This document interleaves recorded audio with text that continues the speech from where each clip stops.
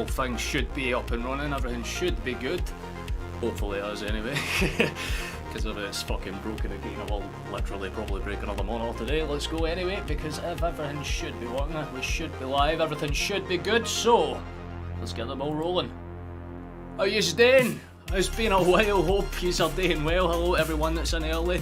Not expecting a lot of viewers in today's stream, it's an early morning kick-off, which we always love on these channels, especially someone that goes to bed at like 5 AM. But we're here, we're live, everything's good, everything's jamming. Sorry for missing the Ross County game. I kinda was in the midst of dying and all that good jazz. I'll explain it later. But yeah, ain't too much to waste or cover. I want to kind of start off by saying, fuck the board.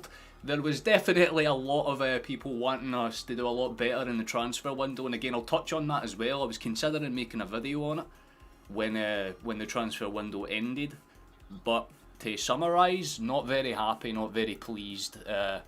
Yeah, not fun at all. But if someone can just report and make sure that everything's working, I'll pull up the comments bar right now and see who's in early.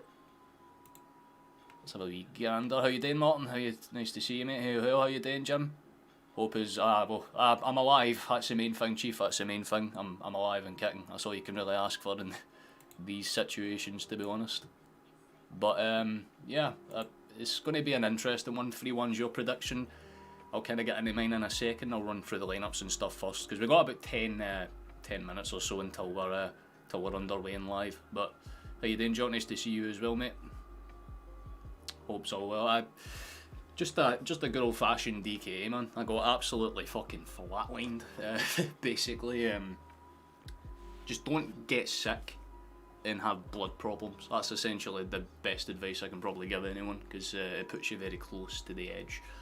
But yeah, by all accounts, this one should be a pretty interesting one. I'll pull up the lineups just for those that are in early, but of course anyone that comes in a little bit later I'll pull them up for them as well. But we'll start with Aberdeen, because their lineup's kind of a little bit more predictable. They've kind of gone with their standard formation. Their lineup's pretty much the same as pretty much what I was expecting, to be honest with you. They got Roos, Devlin, Gartman and Jensen, kind of your standard ones. McKenzie playing on the left, Shinnie and Barron as their holding midfielders, with Polvara, Phillips and McGrath playing as their anchor midfielders, and forward kind of Cam, I would say, or more or less as centre forward, but again he will drop in to kind of make it a flat middle three if he needs to, and obviously Majowski making up that front line, well, basically the main striker. Our lineup's a little different. Obviously we know that Taylor was injured, we've known this for a while, but there's no Carter Vickers in the lineup either. We've gone with Scales and Nowitzki as our back pair, which is an interesting one. It's not a pair that we've seen in a while, so I'm curious to see how it kind of blends in. Hopefully it's one that works, but I like the idea with the rest of it. I kind of talked about it in my Discord earlier on. I didn't want to see Bernabe starting. What I wanted ideally was Scales on the left, then you could either go with Lagerberg or Nowitzki and then Carter Vickers, but it seems this is the one that Rodgers wants to go with. Our midfield three is the three that I was hoping for: Bernardo, McGregor and O'Reilly, holding up that kind of midfield one. Of course McGregor will drop back and be the anchor player, and Palma, Furuhashi and Leo Abada make up the front three. So there's no debut for Kuhn and there's no debut for either, so... but they are on the bench. We do have options as well, obviously, for those that have missed any transfer news. We lost out on Turnbull as well, and obviously Johnston, he's on loan at West Bromwich Albion, I believe. But there's no real pressure on this game, to be honest with you. I don't expect us to not win it.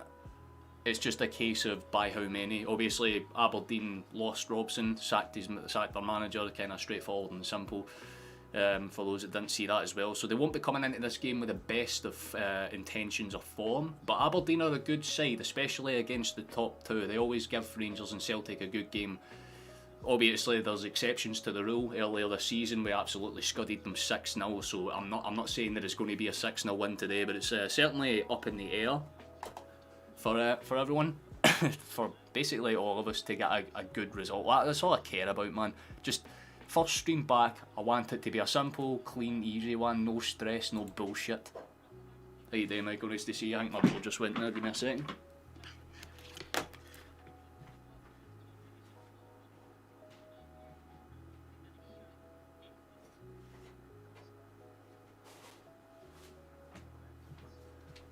leaflet, do not care. My buzzer might go at some point during this stream. I've got a dartboard on the way, and it was meant to come yesterday and it didn't, so there's a chance it might show up today. Pottery no more Mickey Johnson. That's one way to look at it, Chief, one way to look at it. Nice to see you as well, Michael, mate. Yeah, I'm alive, that's the main thing, that's the main thing. Nice to see you as well, Flash.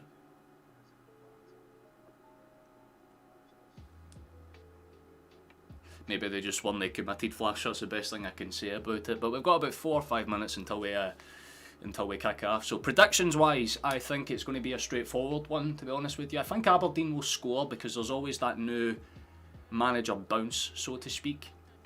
So I think realistically, it's going to be a toss-up, man. It's going to be it's either going to be like a 2-1 scrap win because we're not necessarily in the best form either. I mean, just look at the Ross County game. We were good for like the first 60 seconds and then faded away as the game wore on. So I don't know. It's either a 2-1 Celtic or a 4-1 Celtic because there's definitely things that we need to work out. Obviously, again, with the transfer window, we did not hit even close to any of the targets that we fucking needed. So it's just a case of doing the basics. But for those that are coming in just about there now or have yet to just see the lineups, I'll read through them one more time and then I'll do it once more after we kick off. But they've got Roos, McKenzie, Jensen, Gartman, Devlin, Barron and Shinnie as their midfield and back line, with Polvara, Phillips and McGrath being as their anchor forwards, with Miovski playing as their out-and-out striker.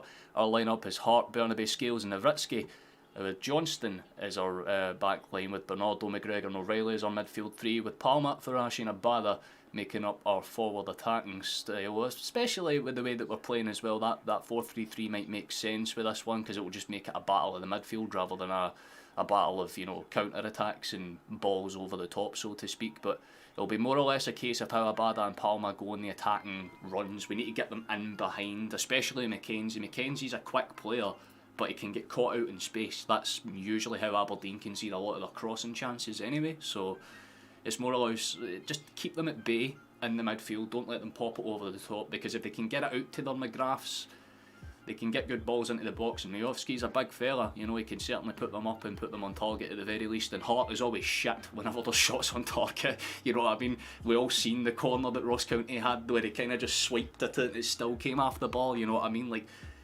the second half of this season is going to be very fucking dicey at the absolute best, catastrophic at the worst. We needed to do a lot more in the window, but we just didn't, did we? We're quite bad. How you doing, Edward? Nice to see you, Chief, man. Hope you're well. Callum McGregor to score. It's a respectable one, to be fully honest with you. Greens from Carriclare, Ireland. We love to see that, Paul. Hope you're well, man. I'm alive. That's the main thing. Just want 3 points and some improved entertaining football. Trust me, brother, we are all in the same boat. At the very least, if the board isn't going to spend money, the fucking minimum is that we just get an improved style of football over the next, 5 months or so. Realistically, the only reason we didn't invest was because we weren't in Europe. I feel like if we were in the Europa League, we would have invested, but unfortunately not. We're stuck with Horton between the sticks for another couple of months, which is always fabulous. We love him on this channel. Also, we lost a couple of subscribers over the last few weeks, which makes sense. You know, I've not been live or anything, but if you want to help out, it's the best way you can. I know that the chat's a sub-only mode, but after a minute, well, if you've subscribed for a minute, you can pop in and give us your predictions and stuff. But we've got a 2-0, 3-1 as well, Michael, the undercover Peel. That's a beautiful name, I still love that. How you doing, Mark, mate? Hope you're well. It would have been a very hectic start for Ross County, to be fair, man. It would have been like 1 minute, I would have been like, yes, and then for 89 minutes it would have just been me sitting there trying to nurse a migraine, basically. But I woke up, I had the thumbnail made for it, the thumbnail was ready to go, but unfortunately I just wasn't fit when I woke up. I was still kind of under the weather. Hey, doing, Alan? Nice to see you, man. any excuse for the board not to spend.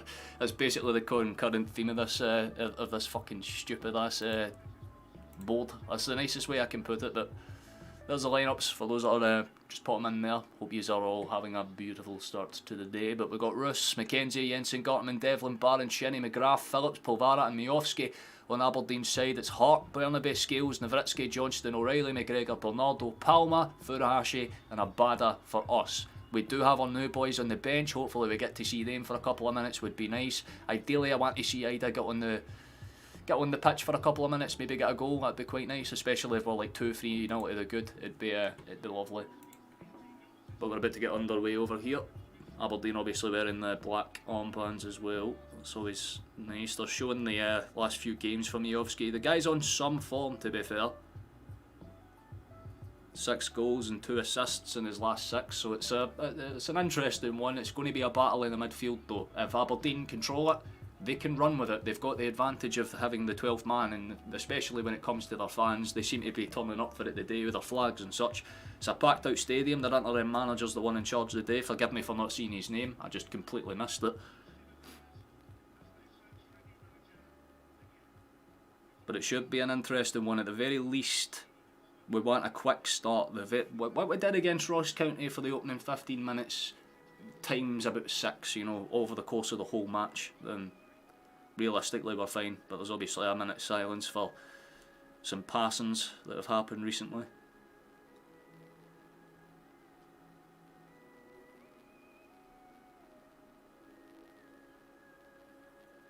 Obviously I don't want to talk out disrespect or anything, but I kind of have to. I'll just kind of spot this and get ready for the game to start, because we'll be live after this.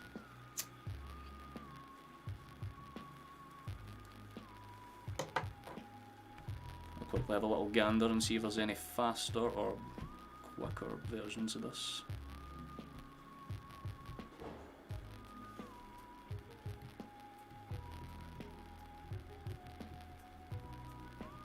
Minus applause, you'll love to see it.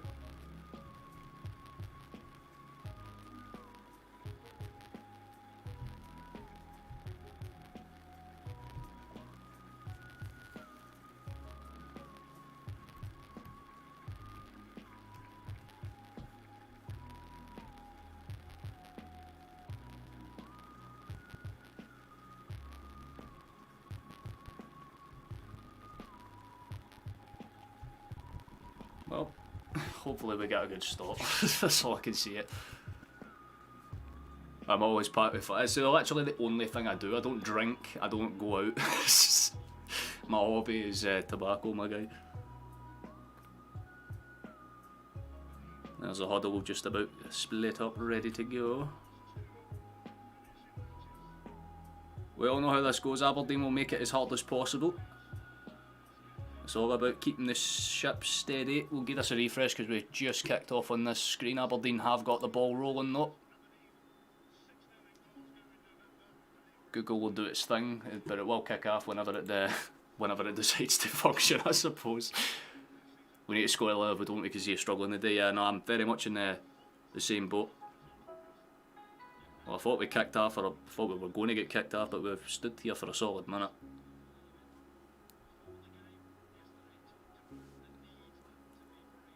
Oh, there's a VAR issue, fuck's sake. Already, we haven't even kicked off and there's a VAR issue. Beautiful.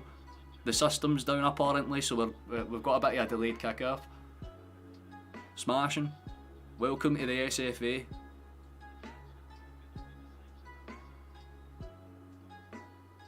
Fabulous. We'll love to see it. I appreciate that, Stockroom, man. It's good to be back. That's the way I'm looking at it, Chief.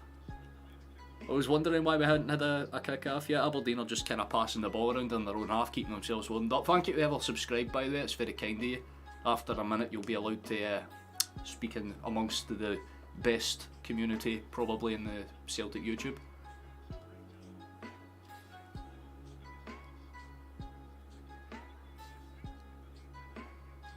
I think they've got the system up. I'm not too sure. We need to start killing off games in the first half. Technically that's what we have been good at doing over the last few match days, except usually it's just a case we score early and then sit in on ourselves almost. It's a bit dumb, but It is what it is. He's just explaining to both coaches. I guess I can get another draw in before we even kick off. Fuck's sake, man. Typical first stream back and it's like, hey, delayed kick off. We love to see it, man. We love to see it.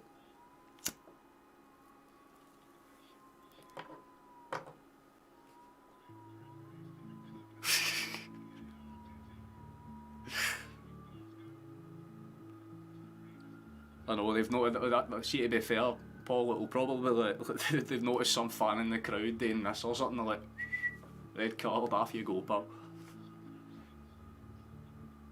I think it might be because they've left the screen exposed, like there was no cover on it, so it might have damaged the actual system itself, like the actual machine. But there is still the actual, you know, VAR centre. I think that's what he's trying to explain to the coaches. Like, he just wants to make sure that it's working before they get underway. But Aberdeen have officially kicked the ball, so we can refresh this. We should be good. Everyone should be fine and dandy. There we go. Google's finally decided to actually register the fact that we're playing. Any team news? We've seen nothing. Well, there's no Carter Vickers in the team today. It's Nowitzki and Scales making our back line up. We've got Bernabe at left back, Johnston at right back, Hart in between the sticks. It's McGregor, O'Reilly and Bernardo in midfield. There's no new boys, if that's what you're asking. Our front three's Palma, Kyogo and Abada. Still the same formation, it's no real change up or anything like that. We're still playing with the same tactics that we did against Ross County. The difference being, obviously, I think we'll push a little bit higher up, especially away from home, and there's a good break for us straight out the gate, and we can maybe do a bit more with that. Kyogo's decided to go down the right hand side and try play it in behind. Was never really going to find the Abada, but at the very least, Japaneseman forces it out for a throw in. I do apologise if you can hear some whistling, by the way. There's a lot of wind outside my flat right now. We've won the ball high up here. Here's O'Reilly, gets past his man, gets taken down. There's a free kick immediately on the edge of the box. Half Scottish, half Jamaican. I do not know what you're talking about, man. It was a good set piece chance from very good range, about 25-30 yards out, I'd say. What's sad is this is in like prime David Turnbull range, so he would have been perfect for this, but I'd imagine it would probably be Abada or O'Reilly that steps up on it. Although it's Palma, McGregor and O'Reilly standing over it. Maybe I can maybe see what they're trying. It's either over the wall or around it. Aberdeen are setting up on the chance that we're just going to dink it in behind, so let's see where this one goes. O'Reilly, free kick straight off the corner of the wall. It's going to bounce out for a corner kick, which is fine for us.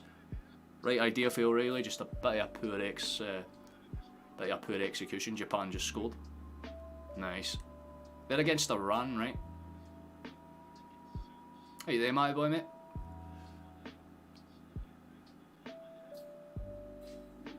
Yeah, Stockroom. He got injured. He got injured against Bahrain. 36th minute he went down. It's a calf. It's a minor calf tear. He's out for 6 weeks. So it's not good news for us in our midfield. And then we sold another midfielder on the deadline day for some reason, just to make it even more difficult for ourselves.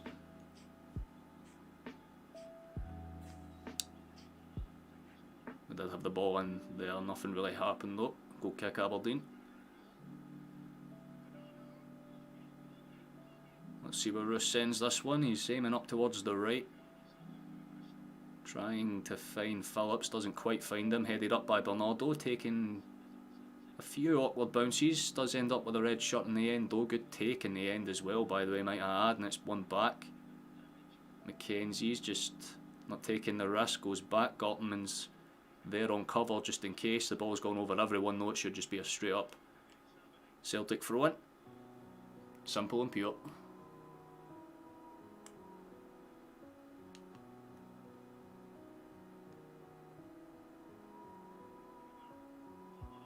Yeah, Turnbull was definitely Hatate's replacement, or at least like the one that would come on for him, if that makes sense. It's not even a transfer strategy at this point, Stockroom Chief. The way I'd put it is that it's just the board going, we're not in anything that we can't win. Let's not spend anything. All I'm saying is the moment Law walked back in, it's like the fucking life of the club just slowly gets sucked out of it. There's a good chance for us though. Palmer does give it a go. They're trying to say that it wasn't a throw-in, but no offence Devlin, it came right off you. Quick throw-in straight into the box, hit across. There's openings here. It's a shit first touch for Johnston though. Usually I say that about Mikey, but that one's for Alistair. That's a good ball, one back straight away though. This is what we like to see. There's a good high line press straight out the gate for us. It's a little bit different than County. There's a lot more aggression, especially on the final ball into the box, at least when we get into those positions to play them. There's a good, really good feet actually, to be fair for Palmer. Keeps it under control, dinks it into space. Burnaby's up there with him now. Good feet for him. Gets it into midfield areas. Keep it moving. Johnston takes a bounce, doesn't quite find someone right, but it's a Abada. Has a half crack, comes off of, I think, Mackenzie. Just takes another bounce out. And we're able to gather and go again. The bold going the title isn't good enough even without improvements. Yeah, that's basically what they're doing, Chief. We talk about them enough in the Discord. Yeah, that's the thing that you can do, by the way. If you go into the description, there's a link to the Discord that we use. It's called the Celtic FC Fan Zone. So you can basically go in, you can talk about basically anything. You've got Scottish football, Celtic, even Rangers, all that stuff. Because we have people like Gaz and stuff in chat as well, which is always kind of useful for us. So that's a little uplift for Aberdeen. Back towards Roos. It's that highline press again, you know what I mean? Like, Aberdeen are not good when they're put under ecstatic pressure for extended periods. Like, they're fine if it's for 2-3 minutes. But if we're going to do this for the entire 45, it'll be like 4-0 before half time. Telling you now. Here comes a half run. It's nice to see Nowitzki playing a bit more confident at the very least. Oh shit, you're saying 1-0 Celtic. Interesting. I'll confirm you in a second. Bear in mind I am behind because of stream. There's a long ball sent forward. There could be a ball in behind. That's a fucking excellent touch, wee man. Oh, it's going to bounce across. Here's Leo. Abada's bounced up. It's in the back of the fucking net. Thank you, you little Honduran hunky bastard. We are 1-0 to the good already. Smashing. That's what we needed. Fabulous. There we go. We said we needed the early start, the early pressure, the early high line press, and that's exactly what we've been able to do. Smashing ball forward for Nowitzki, by the way. Might I just say, it was a beautiful take for Kyogo. Doesn't quite get the bounce, but Gotland, I think, is the one that goes in, tackles him. It bounces out to Leo Abada. He takes a shot. It's a good save initially for Roos, but it's always going to bobble up, and there was Celtic shots running onto that. Either Kyogo or Abada probably would have got there. It's Abada that gets there in the end though, just taps it into the back of the net. Simple, pure, effective, beautiful football. It's a lovely ball across, to be fair. They're checking for handball. I think they're checking for handball. They've just pure slowed down on Abada chest in it, but it doesn't go off any one of his arms. That's not... maybe offside. Could be disallowed for offside though. Shit. That's not ideal. I'm not sure. I'm really not sure. Like, he looks offside there, I'm not going to lie.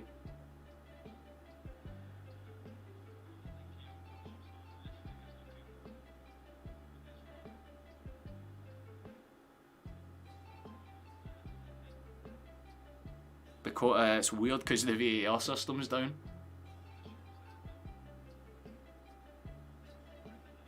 And explaining it to McGregor, I think they're probably going to check this.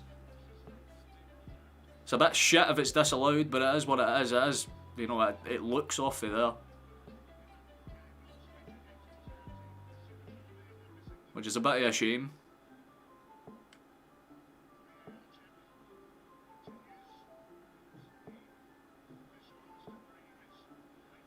Yeah, that will probably get disallowed. I'd be very surprised if they kept it. Very surprised.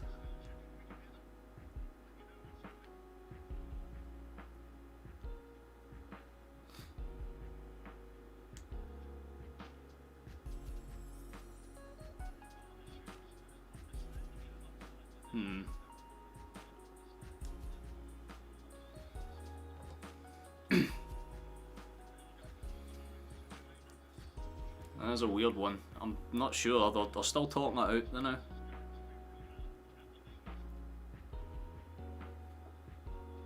I mean, it looks off by... Yeah, the angle is horrible, that's what I'm saying. It's because it's like this. So it looks way more off than it could be. We need like a flat line angle so you can kind of make out what's happening. It looks off, that's the thing. So they've disallowed it. I think they've disallowed it.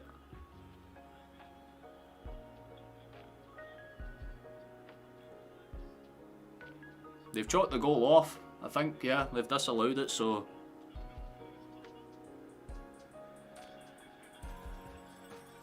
There we go. Roos will send it from the goal kick. Let's see, well, not for the goal kick, for the free kick, I should say.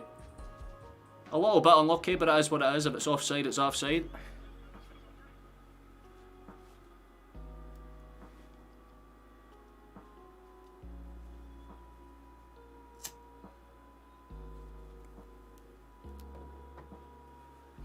The Blue Baron's alright, to be fair. He might just be a little angry.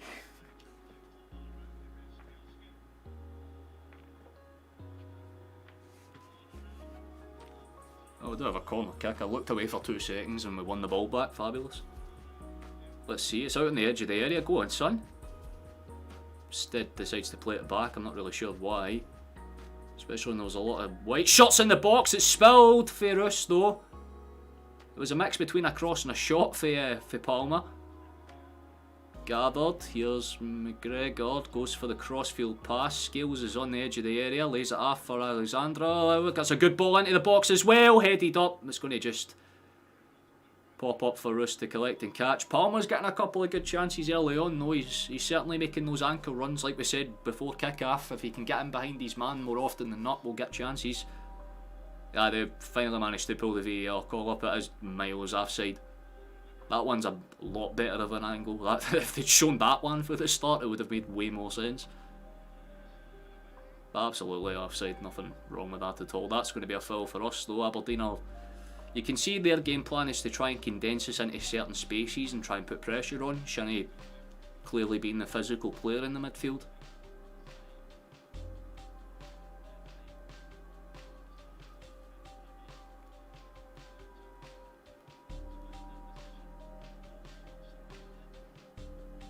Oh, you then, Ben? I didn't even see you there.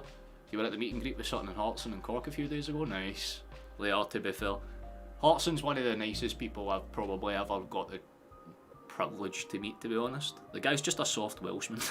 There's no other way to hang it, man. He's just like proper nice. I haven't met Sutton though, so that's quite cool.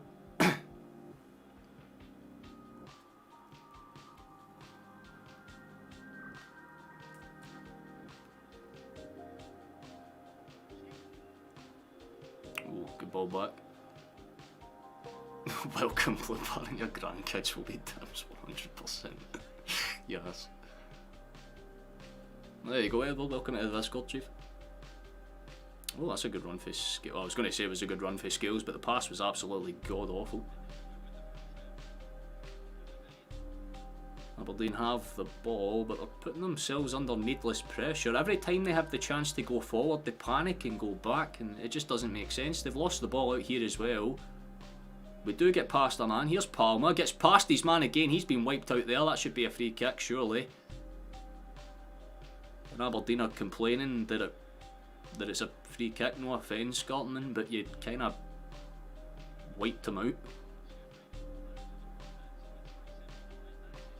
Well actually, maybe not wiped him out, but he did make contact. Fair enough, Palmer's up on his feet.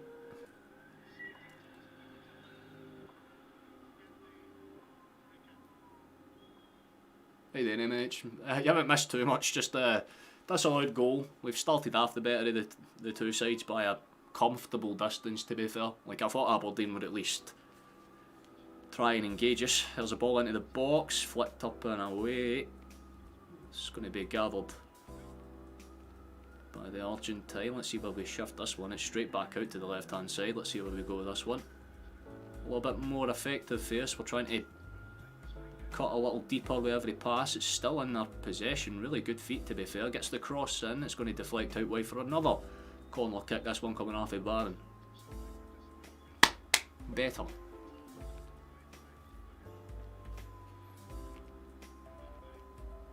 England is a brilliant team, maybe the best in the world, but they'll find a way to mess it up. To be fair, yeah, like the definition of making it hard for yourselves. It's the Euros that really surprised me. I genuinely thought you would have won the Euros after we had COVID. That's a great ball in behind. If he can get there, he's on the chase. He's just going to miss out on it. I respect the hustle. He just doesn't get there in time.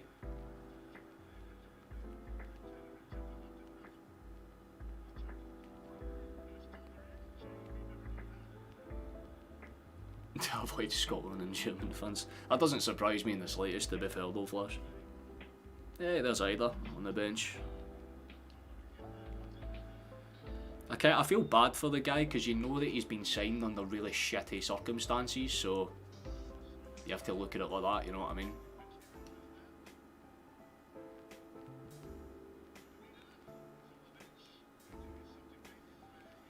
It's because most of them are fair enough. Like, see if you most people when they go into like Celtic chats and most like Celtic streamers would be like, "Hun bastard, get to fuck." Nah, I don't necessarily care. You know what I mean? So as long as they're fair enough and they're not cracking jokes about people in chat, I couldn't give two shits. As long as they're fine. Oh, Bernaby's just clocked a man there. Fabulous. That might be a free kick for Aberdeen. Oh yeah, I have these wee fucking tiny cans. Like the size of these wee fuckers, man. I love these things. They're really useful for streaming. Oh, that's awkward. That's a lot more awkward than it should have been, but Scales does get the pass away, thankfully. Thank God for that. Ball sent forward. Here's a Bada. Comes off the That's actually really good defence, to be fair. It's another corner kick for us though. Really looks like he's trying to set it up quick.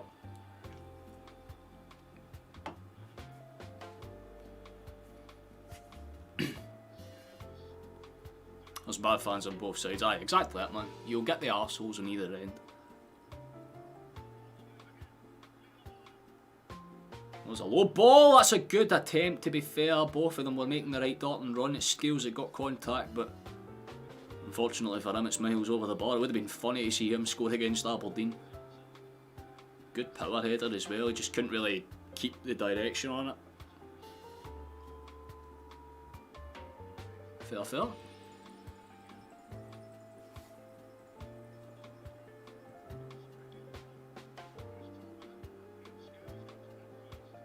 It's going to be purest of taste.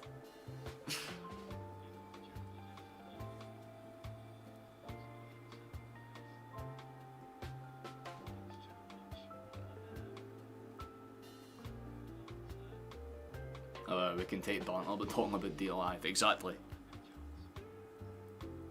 There's always a line to be drawn in the sand, but either way you're still on the beach, so enjoy it. There's a good ball in, that could work out. It's a great block, to be fair. Aberdeen are putting their bodies on the line. There's a couple of really decent clearances, although again they've just given the ball away. Very silly. They've got no attacking threat at all. It's played out towards space again. Kyogo's still there, still hustling to try and get something off of it. But Polvara just eventually shakes his man off and then sends it to fuck. We tried to cut it back across. There's a lucky pass for Scales, although there's an Aberdeen player that's down and holding his knee. Someone's perished.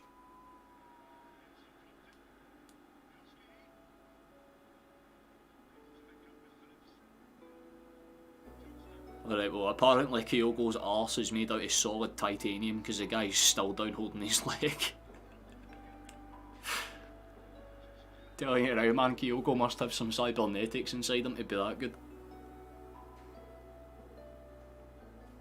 I guess we're halfway through the half, so I need to plug right, so forgive me that I need to do this.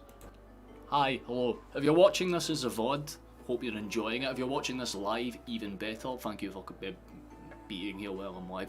If you want to help, you can subscribe. There's a little red button down there you can hit, and after a minute you can talk in the chat. If you've already subscribed, you can just like the video. It's the best thing you can do. Thank you very much. That's everything. I don't know if that was my door. Give me a second. I'm in pure paranoia mode because I know that I have to listen out for a fucking buzzer going.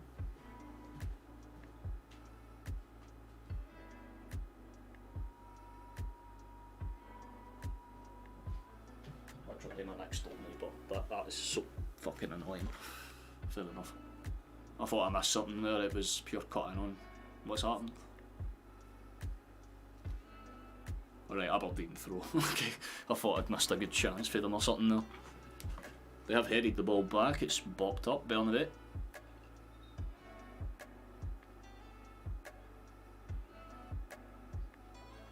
I respect of Aberdeen, they try and hustle it, they get a throw in. And if they're going to do anything, it would probably be the time to just hunk it into the box and hope.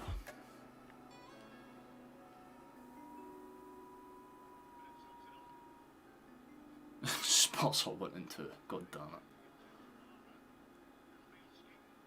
There's a ball in, heady clear. We'll just let it bounce out for another throw in. This is the part of the game where they'll slow it down as much as possible. We know the usual script against teams against us. That's a great one back though, and as a straight ping forward. Kyogo's on the move.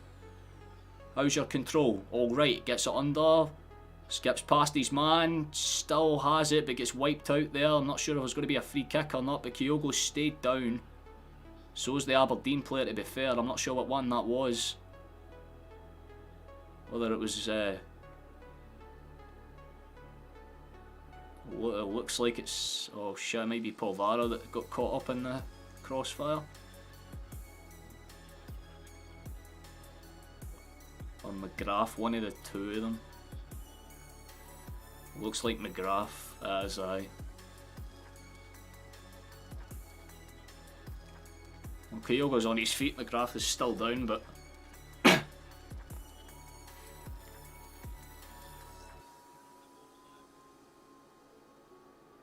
Ram goal just got disallowed. Thank Allah.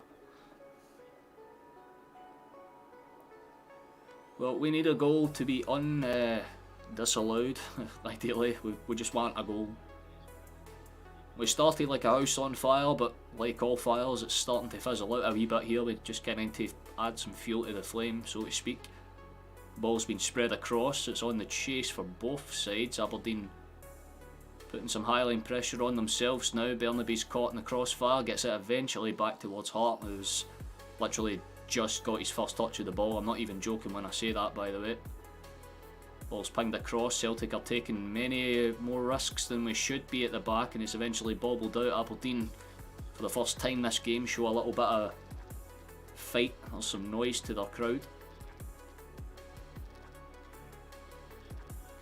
Throw in from the edge of the area. They've gone for the high punt, I guess.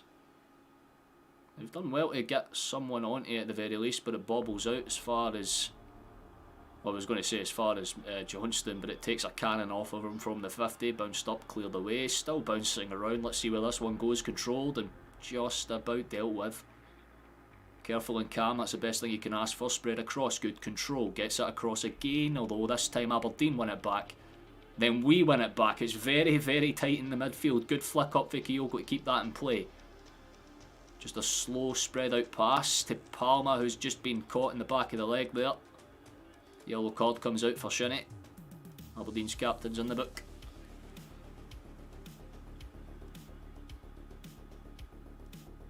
Who's the Aberdeen caretaker manager? I don't honestly know. I thought Spotify might be just a tad too loud, so I'll turn it down a wee bit. We do have a set piece chance from about...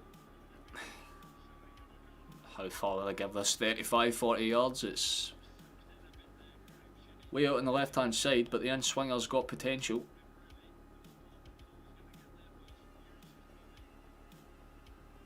Goes low for some reason. That's probably the worst free kick today. Not much better for Aberdeen. They panic clear it just about where the free kick was given anyway, so nothing gained, nothing lost. A bit shit with both sides there. Eventually we roll it back in. The Irishman spreads it across to the big Pole, who goes for the over the top dip pass. Doesn't quite work out, so Aberdeen will send it forward again. That's a body block. There's another takedown. That'll be a foul for Aberdeen. It's getting a lot more hectic than it should be. Yellow cards out for us this time.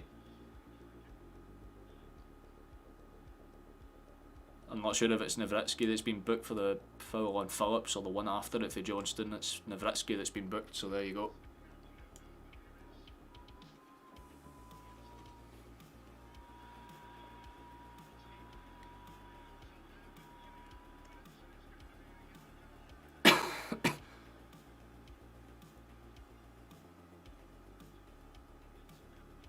Nah, Rodgers knows that if he walks, he's not going to get a better paycheck than where he's currently at. That's the thing, the board know that they've got him in a trap as well as basically everyone else. That's lovely. Can you fuck up? Jesus Christ, man. I'll open that at half time if that keeps going. There's a ball into the box.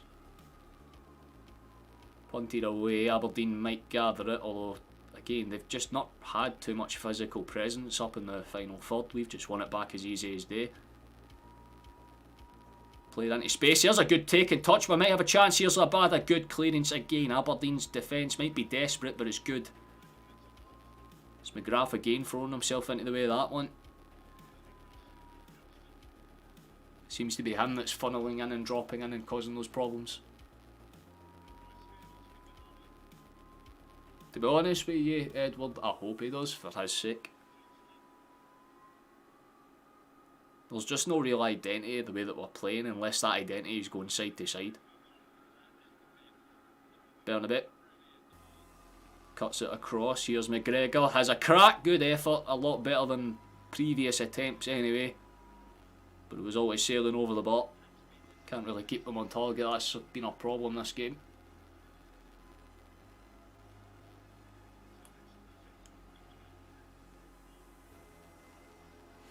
Yeah, because I live on top of like a hill on a very high place as it is, any fucking wind gust is like 20 mile an hour. This thick hair isn't for show, man. It protects you when you're outside. There's a chance for us to get a ball into space. Johnston, good play. Scales, rolls it into space, keeps it under control just about, to be fair. He should have moved it a bit quicker, but we still have it. Navritsky, good ball over the top, but cleared away by McKenzie. There's a chase on between Shinnie and Johnston. Johnston's the one that wins out. Navritsky eventually cuts it back to a man in yellow.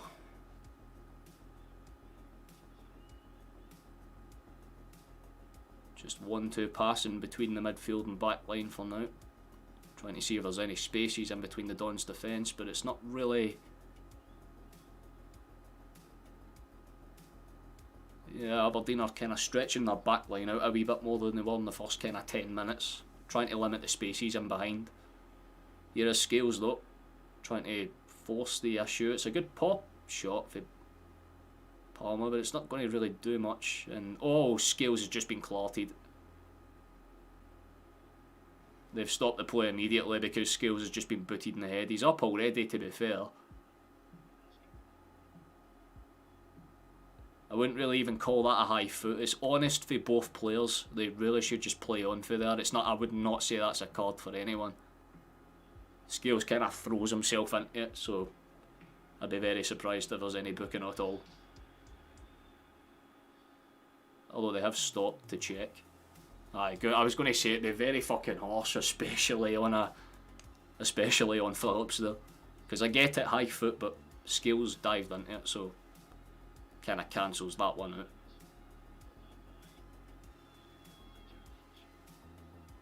A lot of the calls might be going against us, but I'm okay with it if they're for the right reasons. That's good pressure for us again. We've won the ball back. Good for McGregor. Keeps it just about under control. Just about gathers it. Here's Leila Bada. Good feet for him. Again, we're starting to throw bodies forward just a bit more. Big chance should be coming soon, especially if they're willing to just sit on us. McGregor's done well to win that one back. We're still in their area. Onto the edge of the box. Let's see if we're going to do something with this. It's spread across. Johnston takes a touch. I thought he was going to take a shot. He doesn't. There's a good chance. Please! Surely! Oh my fucking god, sitter! Oh, you can tell when Palmer does that you know for a fact it was a big chance. Should have scored. He was on side too. I thought he might have been off. But nah, he was fucking well on. It cannons off just the top of the upright of the bar. It's unlucky in one aspect, but you should stick that one on target, wee man. At the very least, you stick that on target. Big chance for us coming goes. That is what it is.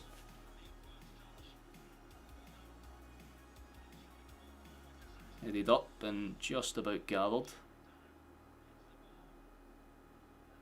They do send it forward, Aberdeen. They off give you Scales. Scales still manages to win it. I love how fucking great this guy has just become out of nowhere, man. He's went for like Massa Tombo to Maldini, like that. So good to see, man.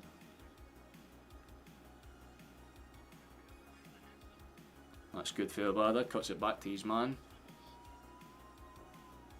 Ends up back to the big pole. Let's see where he goes, Nowitzki. Just about goes for the shorter option. It was loose there, but McGregor thankfully had a good midfield. There's a good chance, surely! Palmer! Blocked, cleared away. Oh, for fuck's sake, boys, it's getting a bit desperate now. We get in front and get another block and it's out for an Aberdeen throw-in. We've had two big chances in the last 2 minutes. Neither one is gone, both have fallen to Palmer.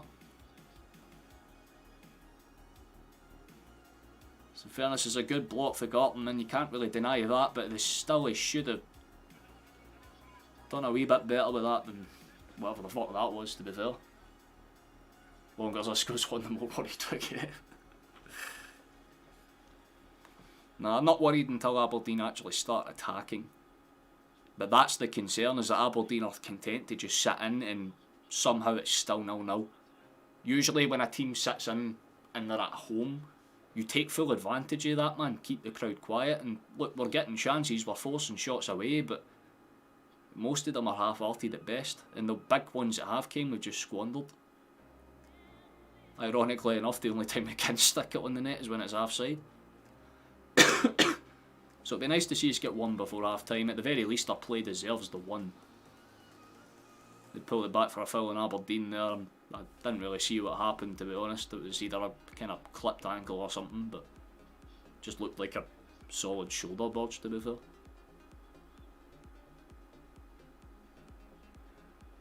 Fair enough. Aye, Skills is an absolute beast, to be fair, man.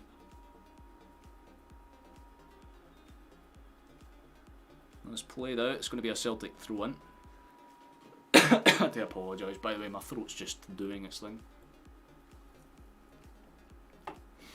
I imagine that's probably what they would do, Mark. See, to be fair, if we get to like the 60th minute and Palmer's still not really contributed in some way, that's a poor pass for O'Reilly. That's the first time I've said that, and pretty much since he's signed. But tit for tat, Aberdeen just play an even worse ball out and it's a Celtic throw-in. Like I said, if we give Aberdeen chances, they're just throwing them away. They're not concerning me at all. It's our own play that's concerning us. Look, we just need a goal, for fuck's sake, man. One wins this game.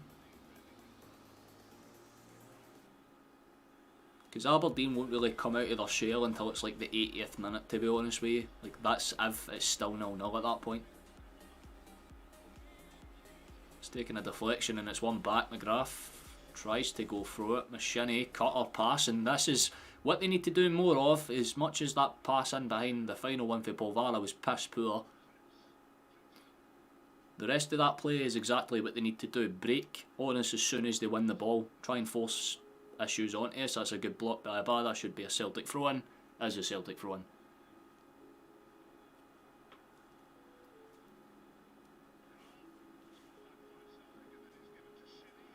Rolled across.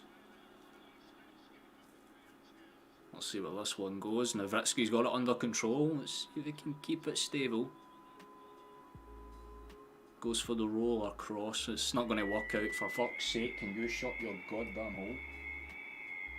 But how is the sun blazing through it, the light that it is, and it's windy? Scotland weather, man. Scales gets it in behind. Let's see where this one goes. Bit better for Bernabei to cut that one into midfield space for once. Let's see where we run with this. Johnston. Again, looked as if he was teeing up to shoot, but eventually cuts it back into the central area. Let's see where this one goes. We're going backwards, lads. This side to side shit isn't working. Move the ball a bit quicker. That's a bit better for us now. Oh, for fuck's sake, they go straight back to doing what they did before. What was the point in trying to buy the space? There is a cross into the box eventually. Cleared away quite comfortably as well, to be honest with you. Celtic for one again.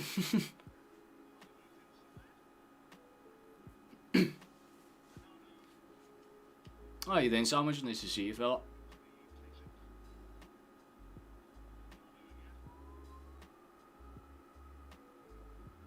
Oh. Is that yet another Celtic throw-in? No fucking way. Ball's being cut across again. Let's see where this one goes. Yes. Yes. Okay, this is good. Oh, it's a little unlucky, to be fair. It's a great tackle. If there's one thing you give Aberdeen credit for, especially if there's a player on that pitch you can give Aberdeen credit for, it's probably McGrath right now. Guy's throwing himself into everything and anything. They might not be doing much in the attacking front, but defensively they've been sound. It's a little bit panicky, but we should keep it under control here. That's a great touch for O'Reilly. Absolutely sexual as usual. What the fuck was that? Was on my phone. Do not care. Ball's been cut across. Here's McGregor. Scales on the move. Nice, a little bit better from us if we can keep this one on the deck. There's a bit of an ideal cross, to be fair. It's just a little too near the brain's gone blank. Gartlam in there. Aye, sorry. Eventually gets it clear. It's cutting behind. Johnston has it. Should just lay it back to the Israeli. Does. Bala goes across his man. Tries to cut it in. O'Reilly will win the initial header. McGregor won't win the second though. They just kind of throw themselves into awkward space. Scales eventually gets it, pipped away. Aberdeen heads it clear again. Bernabei tries to keep it under control, but inevitably just ends up giving the ball away. But Aberdeen do the exact same thing back.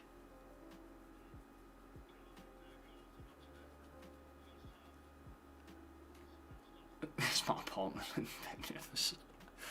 Sometimes you'd think that. It's just because I live in a flat that's very high up and there's no like shrubbery or hills or buildings to protect the wind that does hit us.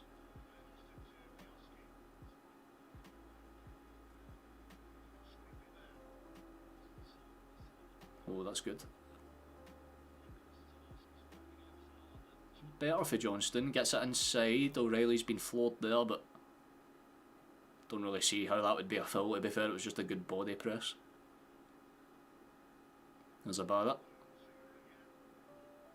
Johnston takes a cannonball deflection off of McKenzie. Corner kick for us. Wish I could say that, David, mate.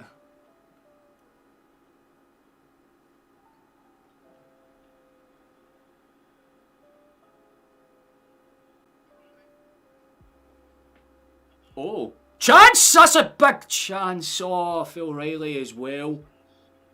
The fucking control on that first touch was absolutely... that was superb, man. Over his man, he chests it over his man and then hits it on like the half volley. Oh, and it just kind of over the bar. It's an inch away, man. That would have been a fucking cracker if it hit the net. But like most of our shots, they just can't seem to find the target so far. It's not to discredit our play though, we've certainly been the better of the two teams. That's just easily undoubtable. Hearts panicked with the clearance there though, as eventually bounces around and they've stopped it for something offside, fair enough.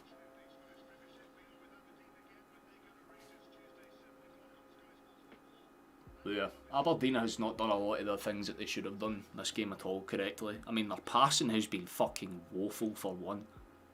They've had one or two really good balls in behind, but every other one of them has been... You'd be lucky if they're hitting about 70% of their passes right now, man. There is a good ball in behind there. It's just going to bounce all the way through to Hart. Hank Hart realised it was offside anyway, so he wasn't too frustrated about it. Just let it bounce into his chest. But Miovski was onside, to be fair. So that could have backfired on Hart, to be honest, if Miovski was just about 2 inches taller and got his boot to that. That's good for McGregor to skip past his man though. There's a good ball out wide, or at least it looked like it was a good ball out wide, way too much power on it, it's over him. Bollocks.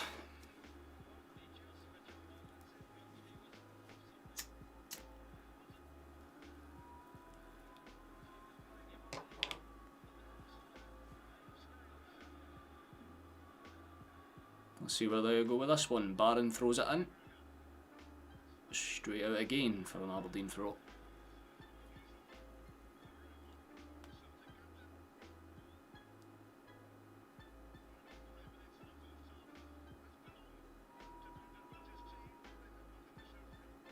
And they go back for once, that's interesting. Send the long ball in, Aberdeen do well to actually hold it under control, but they can only force another throw in, for fuck's sake.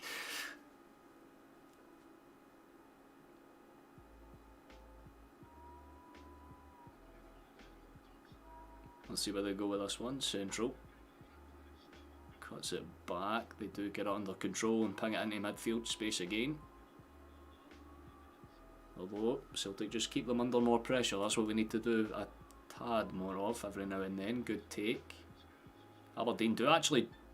They had the right idea. I can't actually fault that. He took a touch try to get round his man, but didn't work out for him.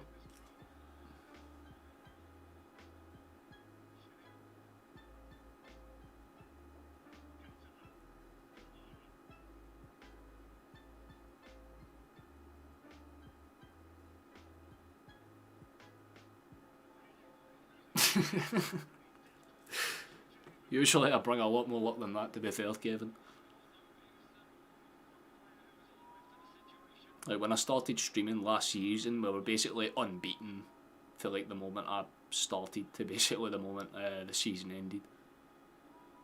Apart from the Rangers defeat, of course.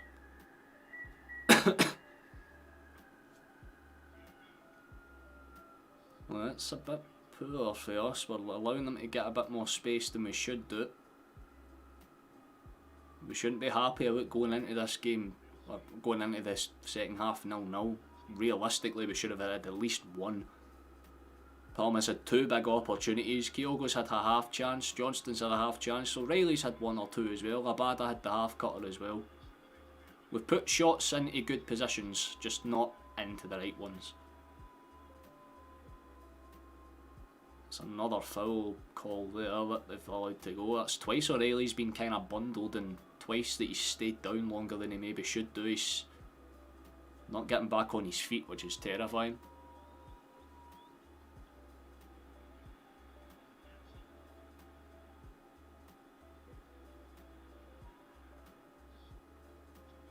Hey, how you doing, Joe? Nice to see you as well, Chief.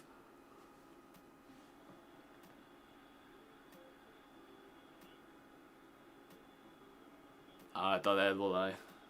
We were talking about it in the... Well, someone mentioned it in the Discord last night. It's always a shame whenever you see something like that, man. Hell of an actor, though.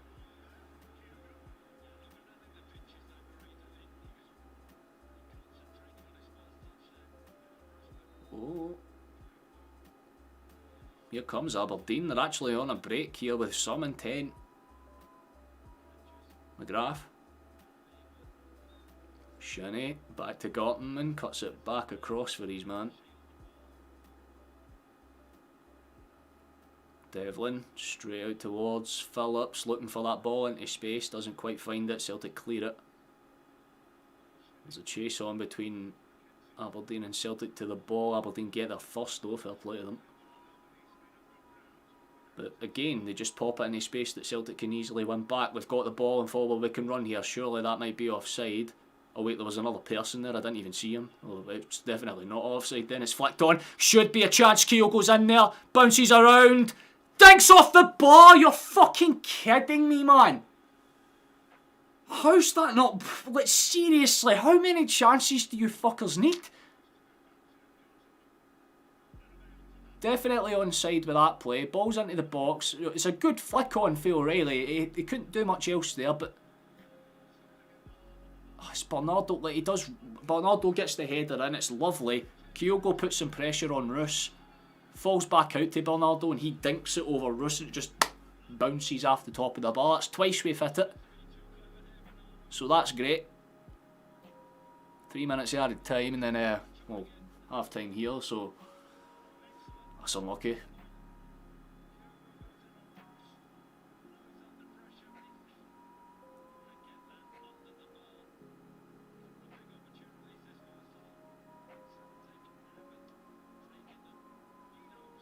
It's a good ball back across. Right, come on boys, you have about 2 minutes to salvage something out of this.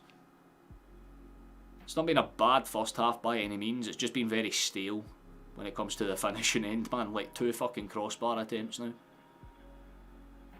It's not as if they're worth double points or anything, lads. You just need to kind of stick it in the net for it to matter. There's a good ball into space. Please take a good first touch. Does take a good first touch. Decks himself trying to get out with the ball though. Keeps it under control. Johnston plays on a shite pass.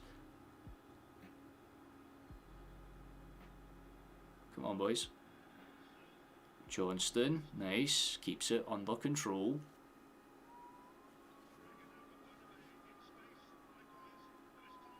I feel like getting the ball myself. Double whiskey on the rocks and make it start.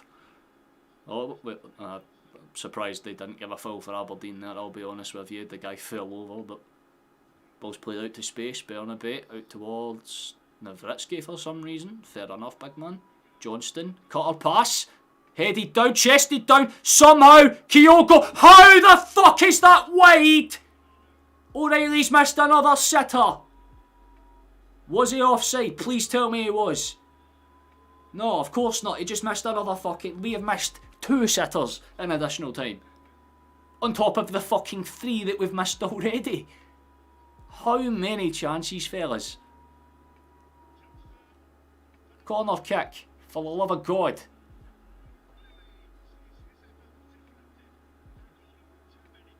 Palmer swings it in. Headed up, cleared away by Aberdeen. Miss-swung by Gortonman though, so he will get the ball back. O'Reilly lays it off, straight towards the back line again. Johnston goes for the exchange ball out wide. Come on boys, strong finish to the half would be nice. Here, there's a ball in it. Could have been awkward. Aberdeen nearly scored an own goal, but Gortonman gets it over the bar. A little bit desperate for the Dons there, but they do keep it out. That's the main thing. Oof. Yeah, like he tried to like backheel clear it, but it just kind of came up off his shin instead. This will probably be the last chance of the half, and then I guess we'll talk about some things. There's a chance for us. Cuts it into space. Bernardo deflected. Shot.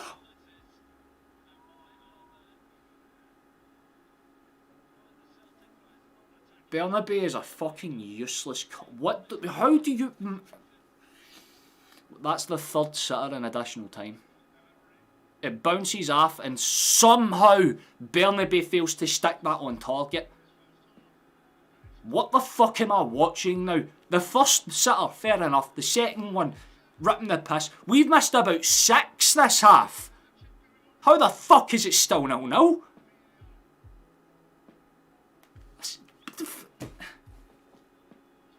Should be half time after there. It's half time now. Fuck me, that was dreadful, man.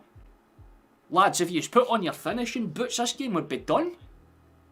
Remember how I said at the start of this it was going to be a scrappy 2-1 or it was going to be a comfortable 4-1. You can take the comfortable 4-1 off the board. Because apparently these pricks have forgotten how to take the finishing touch correctly, man. Because Jesus Christ, that Bernabei miss has genuinely frustrated me. Because again, as someone who's left-footed, that is prime position to hit it on target. At the fucking least, you put that on target. And he just toe pokes it. Like, brother, you don't do that after 6 years of age. Fucking wow. Wow. Right, well that's half time, so I guess I can go into the screen so I can see the comments that come up here a wee bit easier. Good win for Ireland last night against France in the rugby. Nice. When does Scotland play Wales? Is it today or is it tomorrow? Or have we already played? I don't keep up to the date with the Six Nations. Like, rugby isn't a sport like I watch. It's just one that I, like, if it's on, I'll kind of sit down and observe it. You know, like the NBA or something.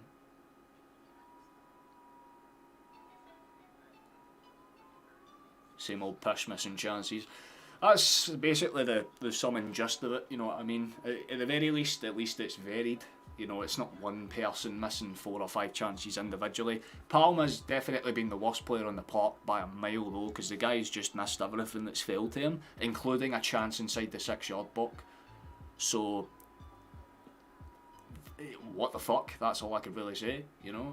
It's one of those, I guess, but we still have 45 minutes to salvage it. Like I said, I'm not discontent with the performance because we've kept Aberdeen quiet. At the very least, Aberdeen don't look threatening right now, but that can change, you know what I mean? We get, like I said, if we get to like the 75th, 80th minute, Aberdeen will see that there's an opportunity to take 3 points and they'll start going for it. But for now, they're sitting in because they realise if they give us any space, and any time they have given us space, we just put it into the box and cause some problems.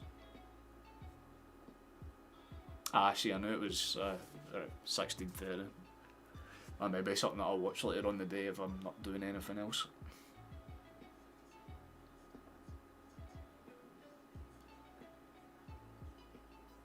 See, to be fair, Mark, the way I look at it is that I give them a couple of weeks. A couple of weeks before it gets really bad. Like, if we are playing the same stale football 2 months down the line, the board will just get told to fuck off. Simple and pure. Like, we will literally just walk into the building and throw all out the first, like, one day that we see.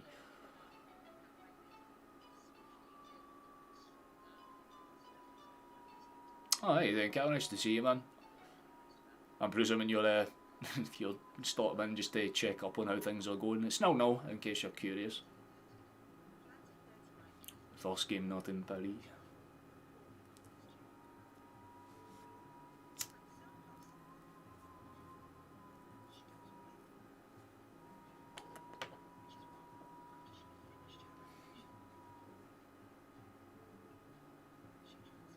It'll be an interesting one tonight because Wales are a good side, especially when it comes to rugby, but Scotland are good as well. Like, we've always been pretty, you know, not the best, you know what I mean? That always falls to, you know, I would say either the All Blacks, you know, you get to either South Africa or New Zealand realistically, wouldn't you? I would, yeah, maybe a toss-up between Australia and Scotland for the position after it. I'd say we're better than England, worse than Ireland, better than Wales. I think Ireland's the best, like, British Isles team, I'd say. Like, if you're thinking low, because we do have good players, you know what I mean? Like, Finn Russell's one of them. I'd say he's probably the best for Scotland. If not him, shit, there's a lot of players that have those names. Van der Hagen, is that his name? Or Van der Linden, something like that. Again, this is how little I watch the Six, like how I watch like rugby in general. Like, I keep up to date with the scores and I'll occasionally watch highlights and shit, but it's not a sport I pure like religiously pure observe.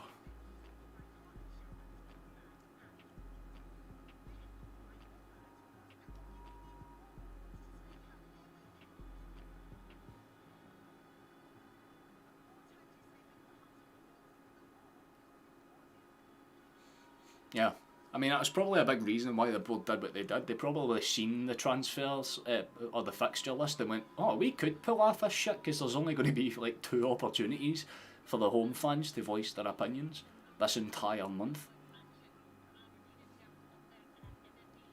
The Calcutta Cup. I know we've always been pretty good in the Calcutta Cup, especially over the last few years, or at least the last few times that we've played them. Because I watched the one down at Twickenham. That one was pretty fun.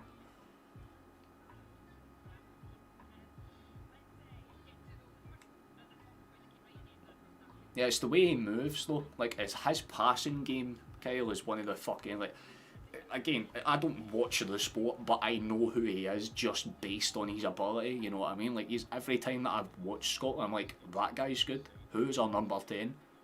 And usually someone will be like, oh, that's Finn Russell, man, he's banging. Alright, fair enough. Because the guy's a fucking baller, you know what I mean? Like, again, I don't watch a lot of the...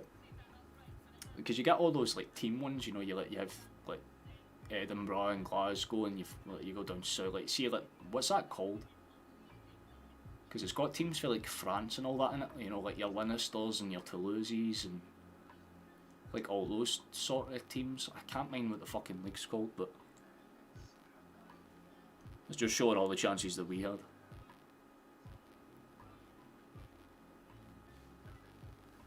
He's different class, yeah. For me, it was like, see, watching the England game, or when we played England a few years ago, and it was like that pass that was like 3 players had, like, so you've got the 3 like this, right?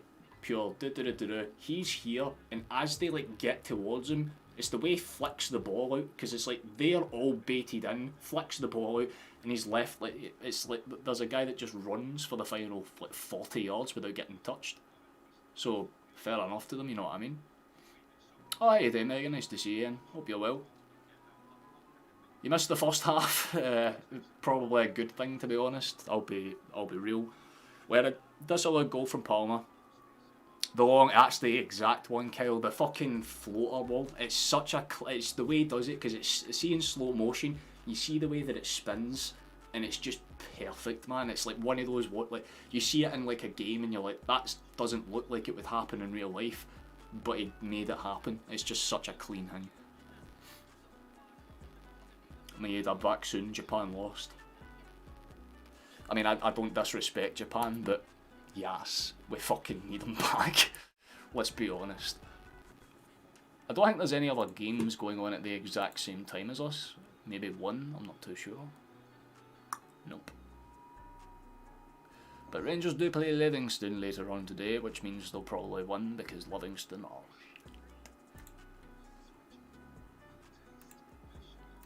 Back to the screen. England will be more dangerous than people think. I mean, a World Cup semi, we're playing shite, and Felix Jones is in the coaching team now too.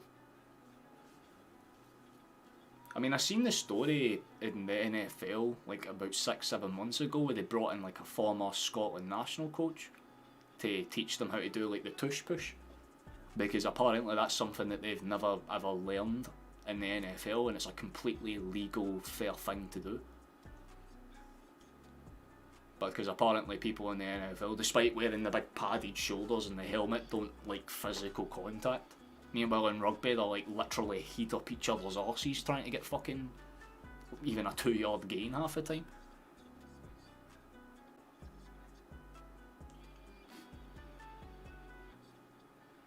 You're hoping it either comes on for the second half. It would be an interesting one, to be fair, if they do decide to do it. I don't see Kyogo coming off this early though. Unless they're willing to change the formation, which they might do, to be honest. I'm not entirely sure if they what changes they would make. The one thing that we need to fucking do is stick them on target, man. Because the amount of near sitters, like, I mean, I wouldn't call O'Reilly's like half volley a sitter because he had to chest it over someone and then take it on the half volley. Like, you can understand why that one might get missed. But Palma's, Burnaby's, both of those were fucking simple chances that they really should have just put in the back of the net, no questions or problems at all.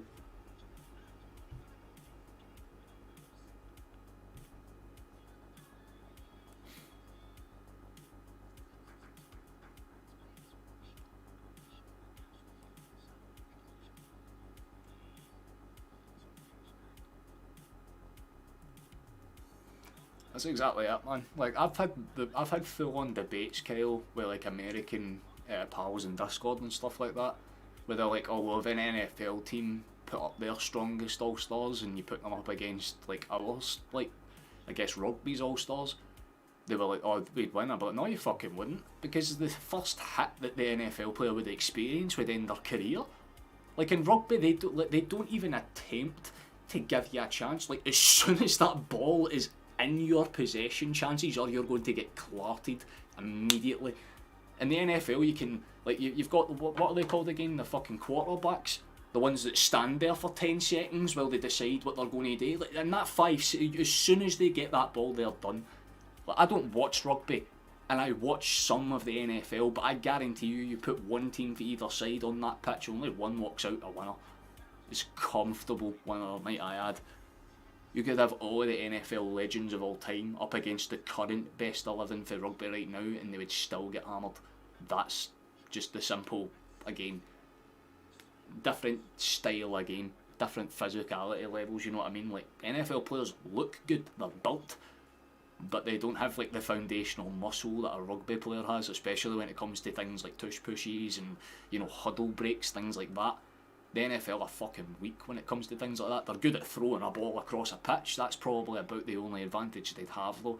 And even then, we've just been talking about them. We have people like Finn Russell that I guarantee you if they had to learn how to do a long throw, they'd have no fucking problem at all.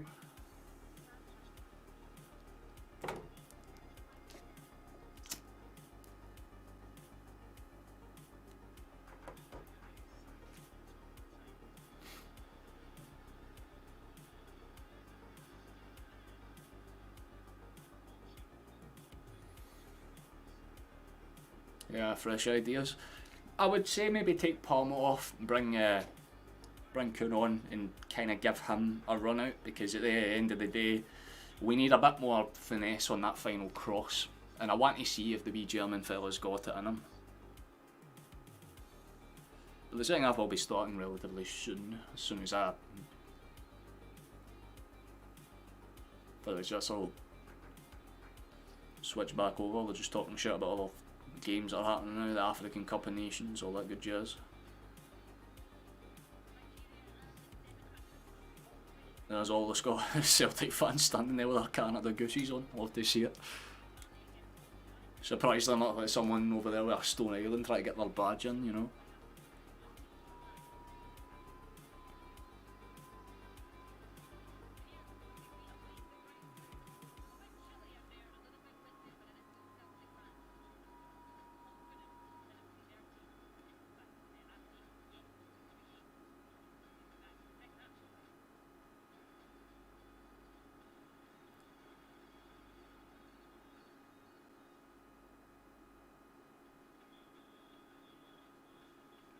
Yeah. I mean, they do this thing that's called the NFL Combine, which is like an open testing ground, I suppose. Like, do you know how in baseball you've got like open tryouts where like you occasionally get the story of like some random fella that's poor as fuck that walks in and somehow ends up being like a baseball player because he's just got that natural talent? That's what the NFL do to some extent. And you'll have British players, like British rugby players, that will go over to the Combine and try out, and they'll be offered contracts and things like that, but they usually either don't take them because they're already employed by a current team. Like there was a guy that went for, I know the one about the fella for Galloway that went over, and he was very impressive. Like he was offered like it wasn't like a top pick, but it was like a second round 15th pick or something like that. I can't mind like the actual number, but essentially, he got offered a contract, and it was like, nah.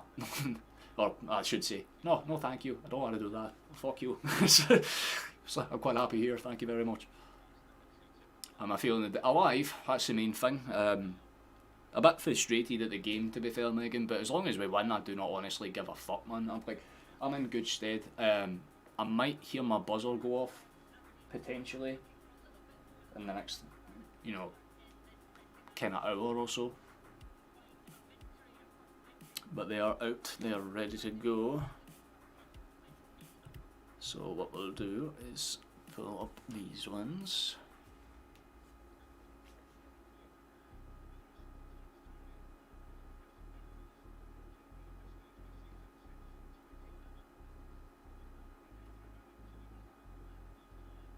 Yeah, because in rugby you're taught to go for the waist. That's where the centre of gravity is. If you can take a person down for the waist, you can't really not limit their movement. Like, if you go for someone's shoulders, like, you can knock them off their feet, but if they just sidestep you, the chances are they get grazed and they can still move. But if you go for someone's central part, where can they dodge? Like, unless they, like, full-on twist, you know, 360-degree spin on your ass. The second half started, by the way, I should point out, and just pull that back up. If we can gain 4 more subscribers, that would be fabulous. So we're back up at 1,120. We're trying to make our way towards 1,250 by the end of the season. That's the end of season goal, so any help there would be appreciated.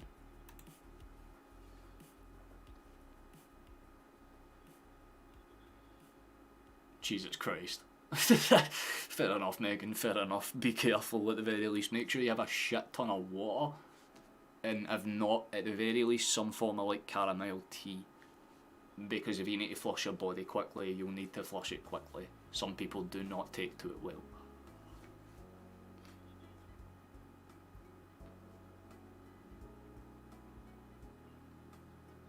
I don't see any changes. I should point that out as well. I don't think we've changed the formation or anything. Aberdeen have basically stayed the exact same.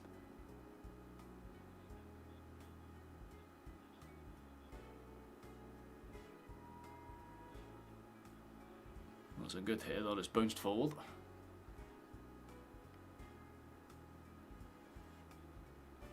No problem. I've seen what it's done to people when they've let it get to them.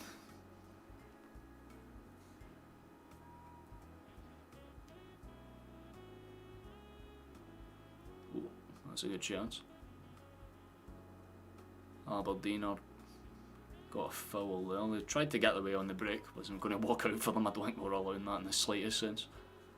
They've sent it forward, and to be fair, that's more than they've done basically in the entire first half. They tried to get a flick on header in behind, but doesn't fall for them. Polvara doesn't look too happy, but it is what it is. There's out wide towards Scales. Let's see where it goes. Nowhere important, but Palmer does keep it under, gives the ball away though. That's just the worst because he's just given them an open run. Here's Shinny. Takes a bobble bounce, should be a goal kick for us, if not corner kick for Aberdeen. Kind of bounced off the back of it, okay, definitely a goal kick for us. To speak to the entity. What, you mean the big man? It's not DMT you need for that, man.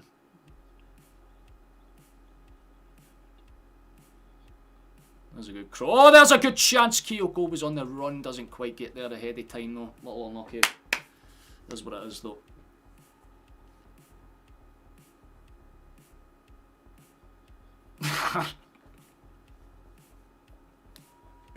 Can you imagine that?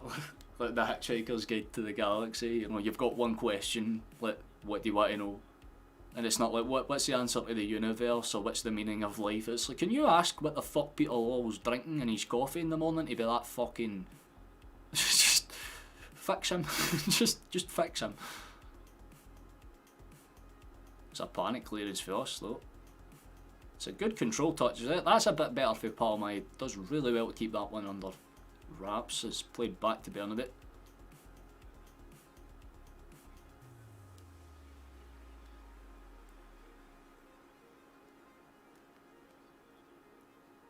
Aberdeen try their best to roll it forward. Goes into space, doesn't quite find anyone in open opportunities. Laid out towards the back end. That's good feet for Devlin, to be fair, really good feet.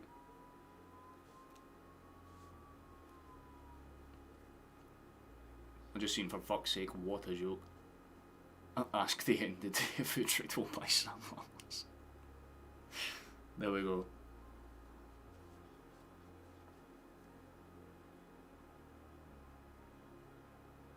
That's a good ball in for Bernadette's. Pickpocketed away, and he's not covered his man there. It's just left a lot of space open. Here's Miovski, he's on his own here.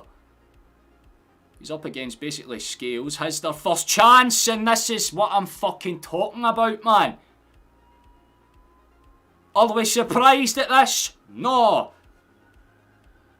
That's what happens when you fucking have Joe Hart in between the sticks. Their first literal shot, goal. Remember how I said it doesn't matter how good we think we are, we will always concede a goal when I said 2-1 or 4-1? Do you see why I don't know if I'm just seeing things that the board or the manager just don't see, but what the fuck was everything about that? I can't really fault the defensive effort for Nowitzki. He has to try and straddle him. That's the best thing he could have done there. It's a lovely fucking finish. It's well placed, but at the end of the goddamn day, it's just so fucking annoying. When you consider the fact that we should have had about 3 in the first half alone. That's the difference between a striker that can finish and a striker that can't. Miovski has one chance. It's Aberdeen 1, Celtic 0. We need to come back. Well fucking in, board. This is what happens. You don't want to sign defenders that can defend. You don't want to sign goalkeepers that can fucking save a shot. You are going to pay the price for it. Well fucking in, you splendid bastards. We need to go now. No fucking faff, no fuss. Do not waste your next fucking chance. If we miss one more sitter without scoring, man, it will really knock the morale. I still have faith in the team to win this game, but we need to pull our fingers out fucking pronto. Johnston's giving the ball away there. It's going to be a goal kick for them.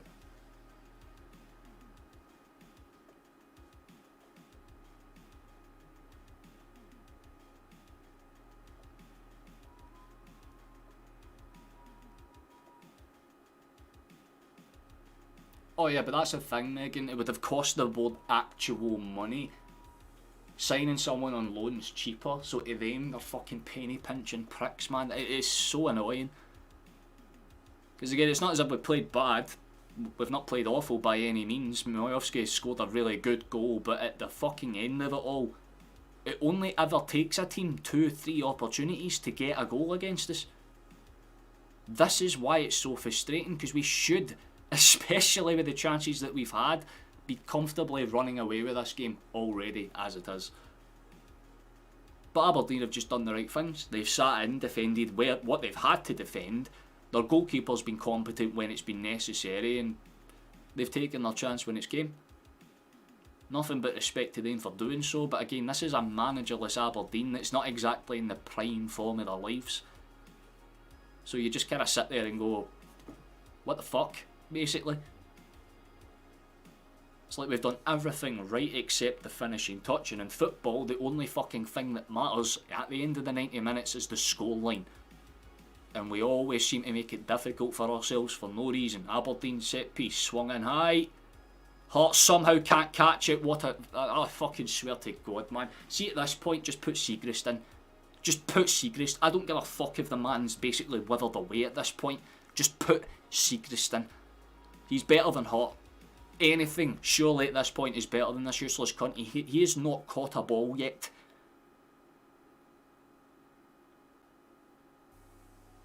Get your fingers out your holes and start fucking scoring some goals, boys. It's a very straightforward process.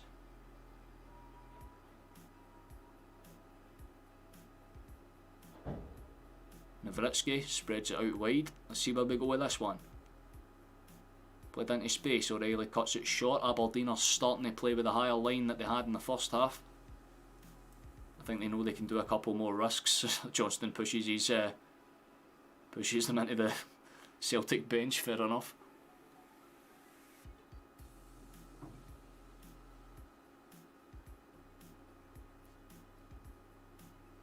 Nah, Flash, I don't care what you say on that one, Chief. There's not really much Nowitzki could have done. If he stepped out, he was just giving Miovski all the space in the world. He was waiting for Scales to get back to try and give him extra cover. Like, I can see what he was trying to do at the very least. It wasn't like bad defence, it maybe just wasn't the right decision.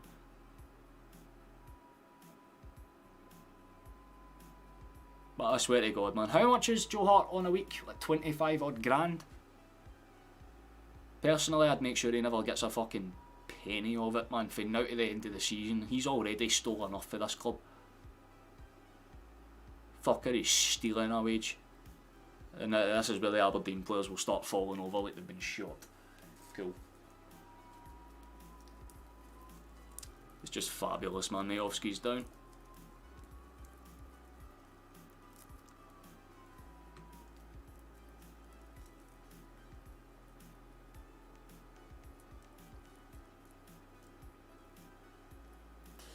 Gonna put it better myself, Kevin.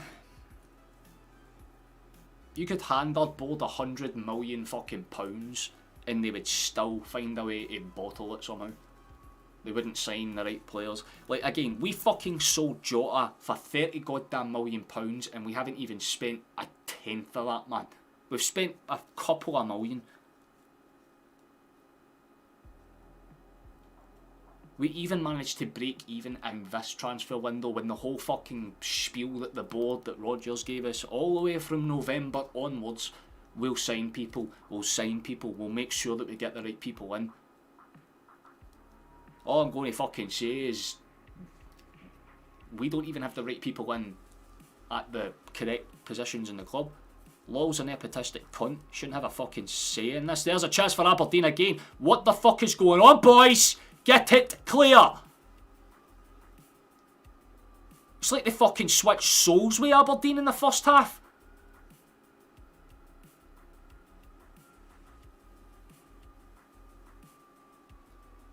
I'm really confused by 90% of what's going on right now.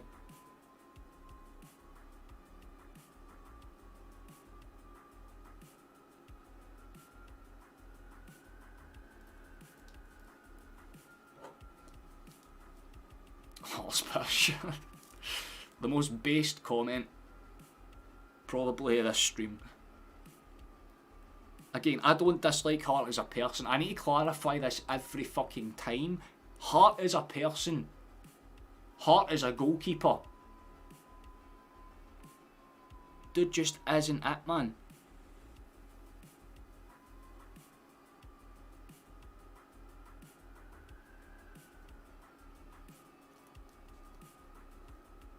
Come on, move the fucking ball a bit quicker, boys. You have to have purpose in your goddamn passing. If it's just half-hearted, then it's going to be easy as fuck to predict. There we go. That's a bit better for Bernardo. Rolls it forward. Starting to put them under the cosh a little bit ourselves now. That's what we need to do more of. Abada, good feet to dig it out for himself. Keep it under pressure. Goes back towards the big pole. Spread across to the Irishman. Here's Scales. McGregor steps just about enough timing on that to keep it safe. Roll back to Bernardo.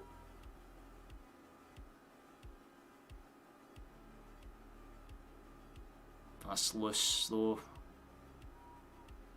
Goes back towards Rush. He's going to just punt it forward, see if he can find space, and there's a chase on between Miovski and Navritsky.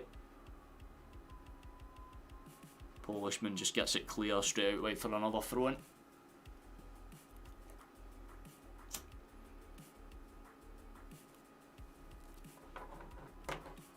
About 10 minutes away from mental breakdown, I'd say. There's Ida. He's going to get minutes.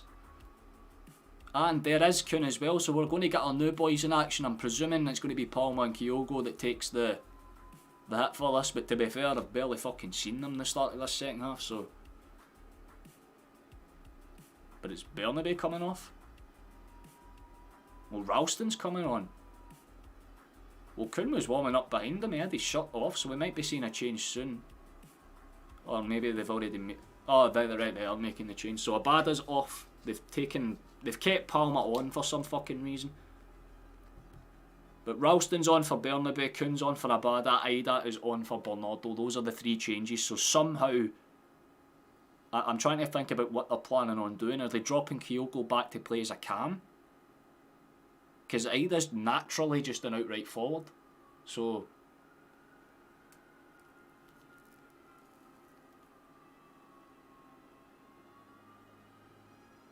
Yeah, the only requirements you need to join the Discord is you just need to be subscribed to the channel. If you are, then you're more than welcome to join.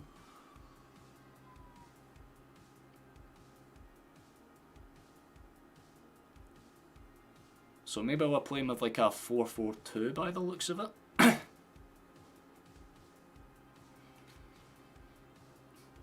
Maybe it looks kind of like that. You've got Kyogo playing as like an anchor. Ralston will rally the boys. At the very least, he's kind of got that worker mentality of dig in and just graft for it. It's a lot better than what Bernabe was doing anyway. Here's a corner kick for Aberdeen, swung to the back stick, although it kind of withers away. Bounces up. They're trying to claim handball, they're still trying to claim handball, but it's gone back to them. Can't honestly see us seeing anything that was too out of place. Ralston gets it, clears it away. And Carey at the same time, it'll be a different story. They're just waiting on the ball a bit too much.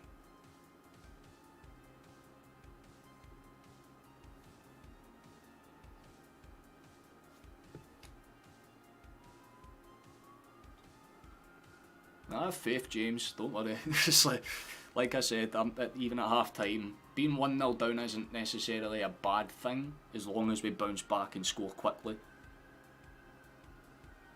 Like, at the very least, my 2-1 prediction seems to be on. But, you know, that's given the fact that we actually score some goals, which would be quite nice. That's just awkward as fuck. It's deflected straight to them. They've had a half crack for range. It's going to sail over the ball. No real problems or fuss on that one, clear the way.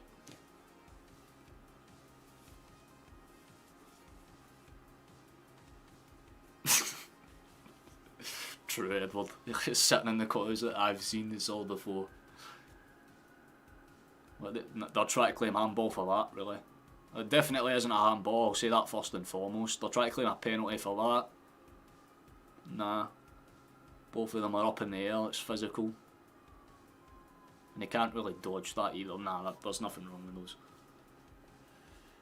Clarkson's on, Phillips is off.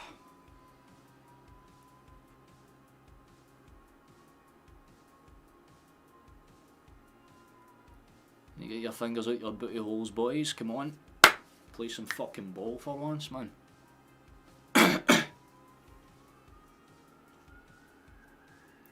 His passion in the fight. You talk about Ralston, I'm presuming. He does, yeah. Like, Ralston's one of those players that has like fundamental calmness about him at the very least. He's a good break starter. That's one thing I will say. The guy's solid when it comes to starting breaks. The only concern that I might have is that it might occasionally fuck us over when it comes to like quick counters for Aberdeen. But case in point, that's what Ralston does better than most people. He just gets the ball out of space, trying to force the issue. It's a little awkward, punted forward by Aberdeen. They could be behind for a second there, thankfully. Thankfully Hart was willing to take a fucking second and come out and claim it. That's the very minimum that we could ask for. Wait, apparently we've scored. I've just seen Yasfi flash. What's happened here? It's played out towards space here. Could be an opportunity. That's played out wide. Good taking touch. Still has it. Still has it. Still has it. How the fuck's that broke through? Takes a deflection, but it's the one we needed. Let's fucking go, man. I think it's the wee German that hit it. I think it's Kuhn. Yes, man. That's what we fucking needed. If we can't score through our own means, get a lucky deflection. It will always help. Oh, it's very unlucky to be fair. I think it's... I'm not sure if it's Gartenman that sticks his leg out loose for it. But after a couple of baubles and 50-50s in the box, it falls to the wee German fella. And he does not waste a fucking second hitting that. And that's what we just needed to do, is just stop putting them on target and good things happen. Takes a really weird nick off the back of the Aberdeen player. Bang! We're back in it. Let's fucking move. Put it to bed, boys. Grab a second now. Aberdeen have won that one back, although it's going to be stopped and out for us. It should have been a Celtic throw-in, but it's an Aberdeen throw-in.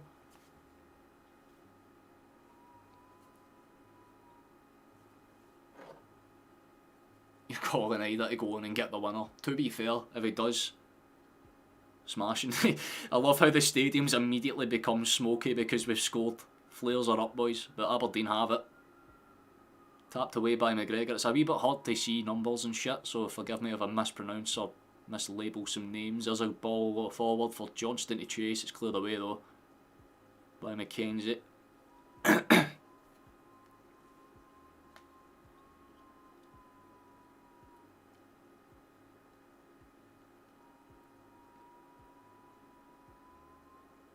There's Scales, rolls it out. Decent. Let's play it into the box. Good feet for us. It's still awkward. Not really cleared away. We've had a chance with either, have we? I'm not sure. We've just kind of been passing it around the back ends of things. We just need a couple of good redemption performances, especially after how shit the first half was, man. We need big stuff for Hart. We need big stuff for Scales. We need big stuff for Nowitzki. Basically the players that just haven't had a lot to do. Because Aberdeen will have chances, especially with how high we're fucking pressing up at this point. Decent for McGregor. Spreads it out. Come on, boys. Move it. Johnston.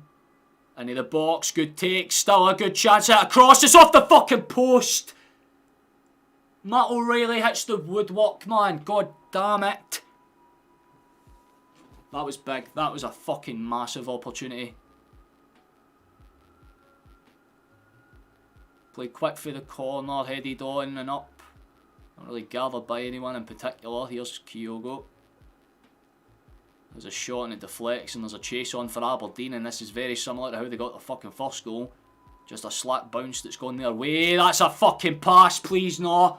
Fuck off. Thank you! Oh! Jonathan! Jonathan, you thank fucking Christ, man. There is some remnant of your actual ability there. He closes down his man for the first time in like 6 months. Yes. Let's go. Oh, he nearly pulled a hamstring getting there. Let's go, fella. Thank fuck. Right. Okay.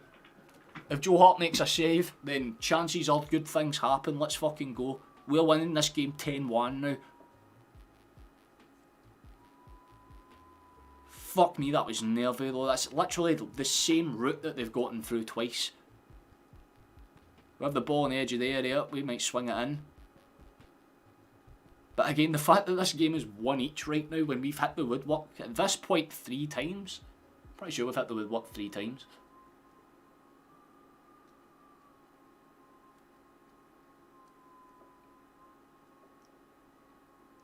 I can't see that comment because of the stupid little love heart thing in the corner. Why have you done that? There's a chance for Aberdeen Hart Carvers at this time.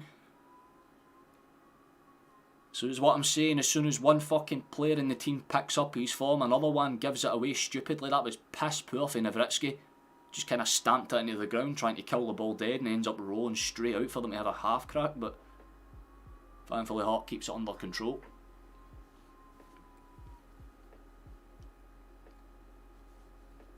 Worst game skills it's had all year, yeah.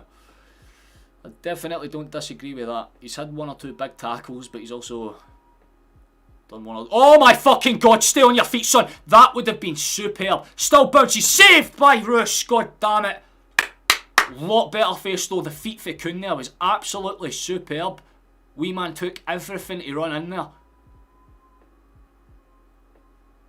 I cannot fault that, man. The feet, the little sidestepping. Oh, that was beautiful, man.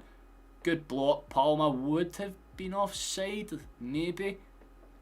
It looks maybe like probably offside.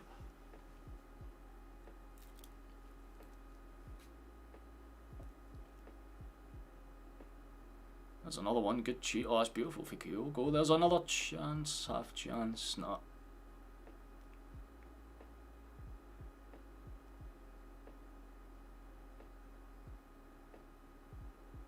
It's shot that O'Reilly post. A chance again, for fuck's sake, man. So as if we needed to see that again.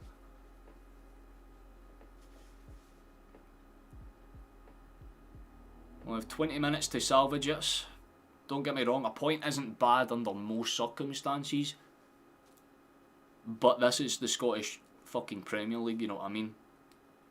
And when you're fighting out with Rangers and it's as tight as it is, you need to win these games. We've got not Aberdeen. We're playing Aberdeen right now. We've got Hibs in a couple of days, I believe, on the 7th. So we kind of need the 3 points in this one to set us up, because going to Easter Road after this isn't exactly much better.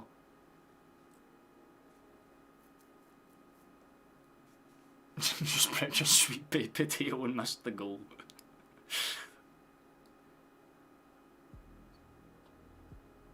Oh, that's a good clearance for Aberdeen.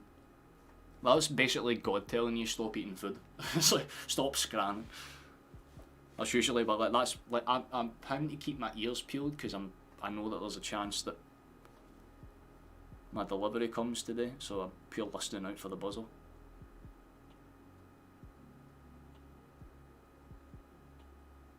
Takes a bounce, doesn't find anyone in particular. Headed up, here's a chance for Aberdeen. They've got a lot of bodies. This is probably too good. Save again for Hart. Right, the fuckers woke up. Good to see it, man. Shinny just missed an absolute sitter. Now it's Aberdeen's turn. Like I said, we were going to get opened up if we keep playing the high line. We seem insistent with it. And yes, we might be getting chances, but it comes at the expense of giving chances away. Big for Hart there, though.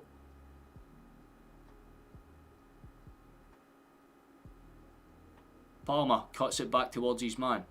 Ralston just shimmies it across to the captain. Or, not the captain, sorry, Johnston. There's McGregor there. Cuts it back to Scales. We've got time, boys, but we need to move it quicker. There's O'Reilly. Gets it out to Johnston. He might have a half crack. Lays it off flat instead. Doesn't quite gather it. We're moving with purpose, boys. We love to see it. Now keep it going. Good chance. Chested down. It's not going to fall to anyone inside, though.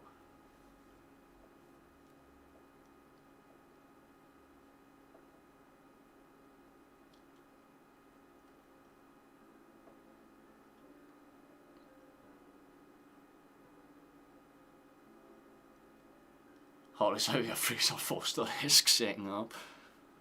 Eyes woke up. We need our strikers to kind of wake up now. Kyogo gets past his man, does well to kind of cut it around.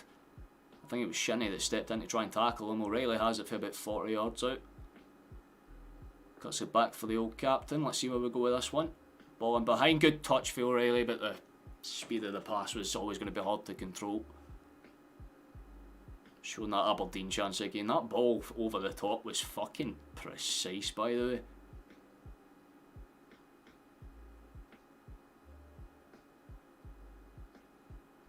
Yeah, man, they really could have had one there.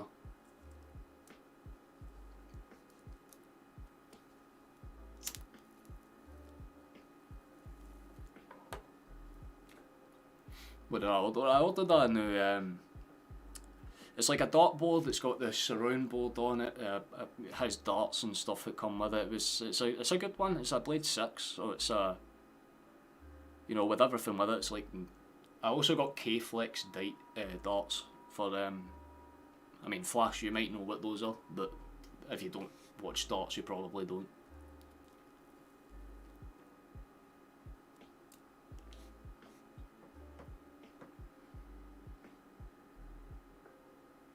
Oh, that's a great pass. Go on.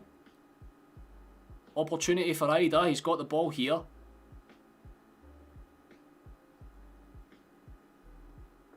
Laid out back to Palmer, just about gets it to Ralston.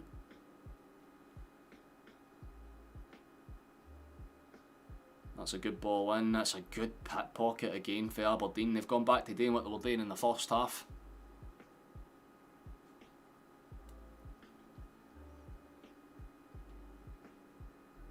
Here's Scaldini, go on my boy. Just kind of walking in towards space, popped over the top again. Aberdeen just pit-pocketed it a wee bit too easy there. Devlin made that way too simple for himself. Aberdeen have it. They opt to be safe and cut it back. Here's McKenzie.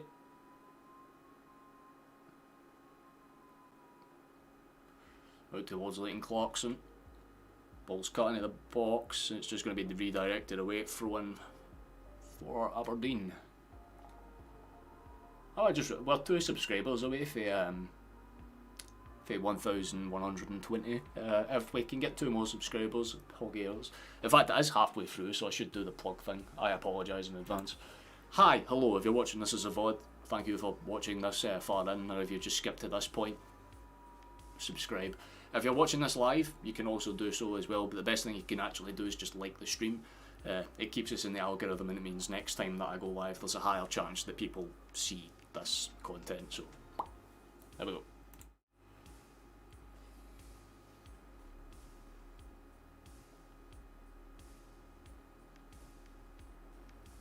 Do you think this lack of transfer is affecting the players as well, putting unwanted pressure on them? Basically going, that's the way that, probably the best way to put it, because even they would have been told, look, we'll bring in some strengthening signings, you know, we'll reinvest the money that we've lost for the signings that we let go in the summer as well, and yet nothing was really done. We brought in Kuhn, don't get me wrong, he's contributed, that's nice, but he's not going to be doing it every single game from now to the end of the season. That's asking way too much out of what's meant to be a bit part player signing.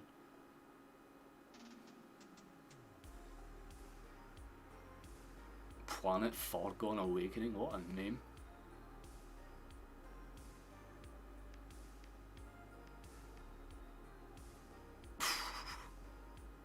Thought you'd tune in before cycling back. Well, fair enough. You're not missing too much. We're equal at the very least, but we should be winning this game comfortably. Aberdeen have done well to hold on when it's mattered, though. There's a ball into the box as soon as I say that, and Ida got there in front of Roos, but it popped up off the Dutchman. Which is a bit of a pain in the arse, because it's probably going to go down as another sitter, or at least another big chance. Is that fucking Welsh warming up? Alright, the Coatbridge kids on, fair enough. Represent, boyo! Go on! Fucking power header for 60 yards, I want to see it. I think they've got Duke warming up. I couldn't really... That is Duke. Is that Duke? I'd be very... It's either Duke or Robinson. It's Duke, right, okay. I'm not racist, thank fuck. He looked like Duke, so I was like, eh. Fair enough, fair enough. Right, well, Duke's on. Porvara is off.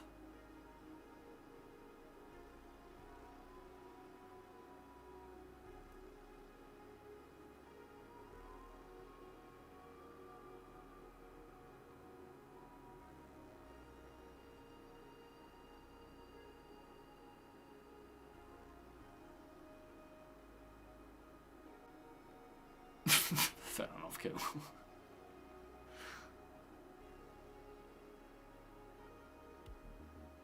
Oh, you're in the Netherlands? Well, there you go, even better.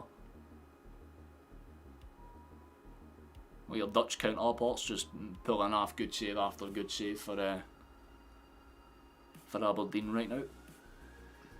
We've got about 15 minutes or so with additional time. It's showing that.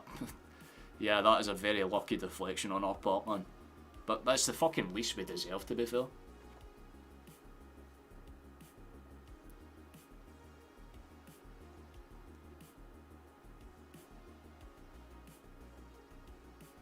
Just rating. Well, there you go. Classic Dutch weather. Is that Vata warming up? Did I just see Vata? I'm not going to be too mad if that is. I fucking love Rocco.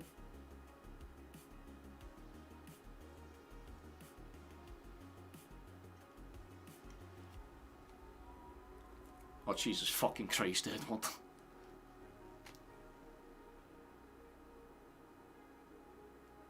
Ball's bopped out, headed on and onwards. They've got it under control, Aberdeen. They might have a quick break on here. Shinny's rolled it out. Here's that Leighton Clarkson fellow. Let's see where he... Oh, he's just gone straight for goal. He was definitely not going to get anything for there. There was nowhere near enough power nor accuracy behind that to do anything. But I suppose it's a shot on target. Aberdeen will take it. Scales has it.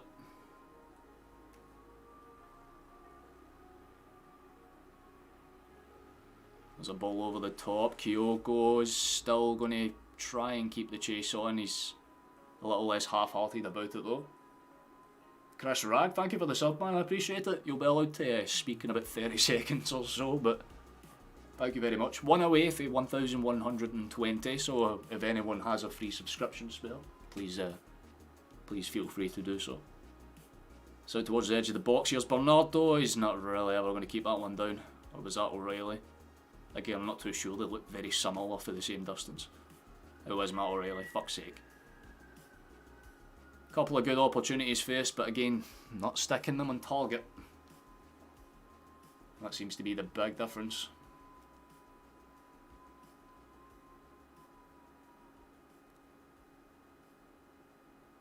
Sweating here. Quarter past 9, damn. At night, fair enough. It's probably, that'll be a big reason why I don't have a lot of the American streamers, well, American viewers in, because it's a much earlier kick-off than usual. But the one against Hibs, I believe that's at 8 PM kick-off. Johnston's down with some leg cramp, in case you're wondering why I'm not covering the game. There's nothing to worry about in that sense. I think he's just gone down with cramp. But considering the fact we just took off one of our full-backs to bring a right back on as a left back, which again just shows you how fucking lack of depth our team actually has, which makes the transfer saga just even more funny in my opinion, because it's like you clearly see that the team's taking the hit for it. It's not the board that's getting fucked over, it's literally the boys that are having to pull shift after shift.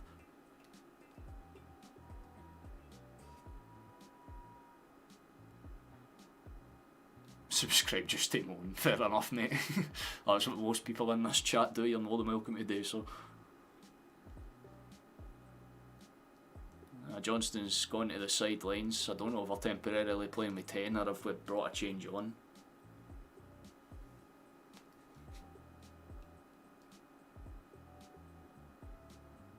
Yep, we're temporarily down to 10 while Johnston stands on the sidelines waiting for the next passage of play to be allowed. There he is, there we go, he's on.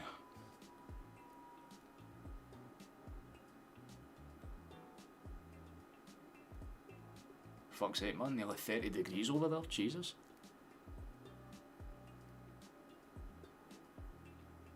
That's a little bit better first, right, come on. Got less than 10 minutes on average to get something from this. Just one or two big chances, if we can convert one of them, smashing. Although Palmer's tried to do a little bit too much there. Aberdeen send it forward, Scales is on the chase and he's going to lose out here. He's way too slow to get to that before Majowski does. But the quick pressure does work out. Aberdeen have it though. We've kind of sat in on ourselves and allowed the pressure to open up. Here are the Dons. They try and step out, keep the space alive.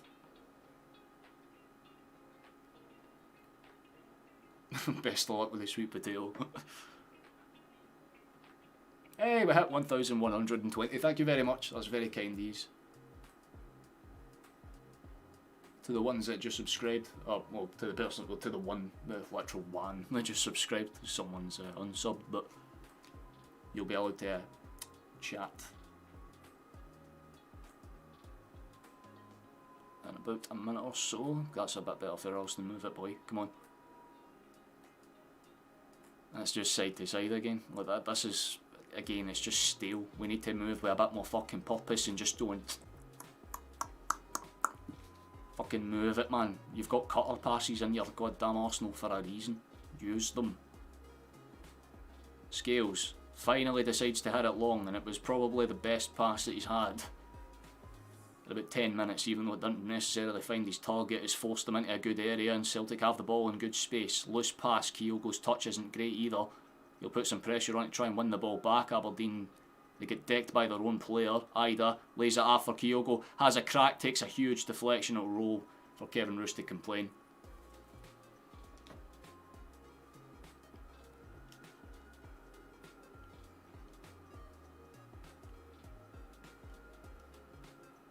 You've got 86 minutes. Well, on my screen right now it's just past the 8th.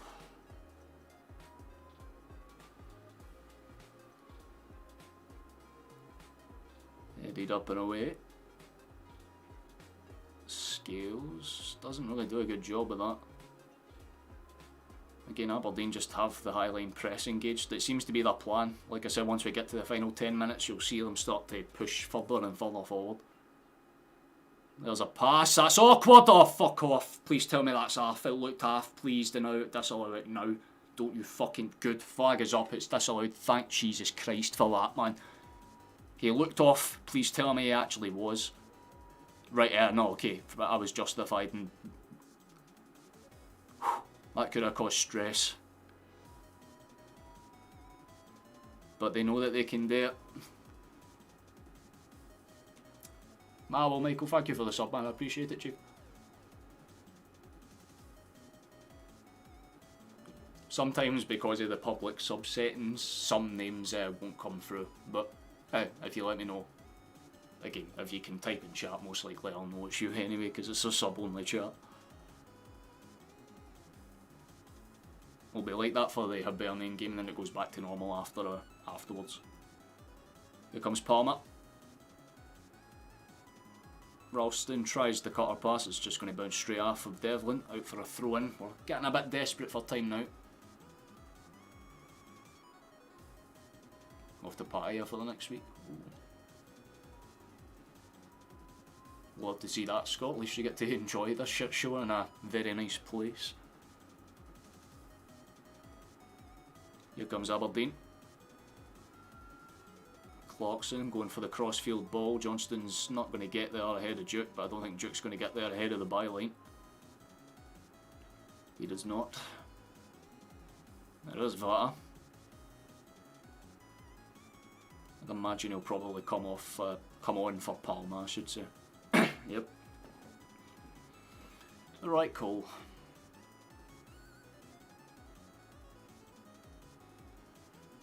Did Aberdeen score? No, they did. They scored, but it was offside, Chief.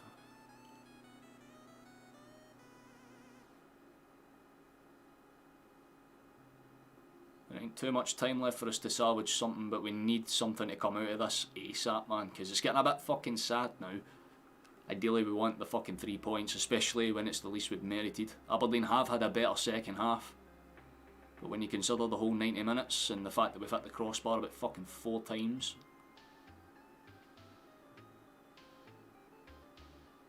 it'd be very harsh to see us get nothing for this ball, just the singular point, and it could get worse for us, so.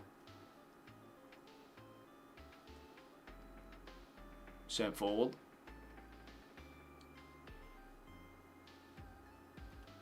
The sub goal's just a very straightforward and simple sub goal, basically the amount of subscribers that I have in any given moment. But that's the sub goal for the end of the season. Your name's just the latest subscriber that's got the public sub settings on.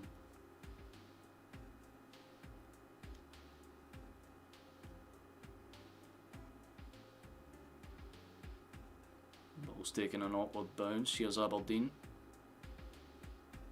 Into the area, headed clear. Kyogo again just doesn't take the greatest first touch I've ever seen in my life. Aberdeen have it back. He's gone down for nothing and it's going to be given. You're kidding me. Fair enough.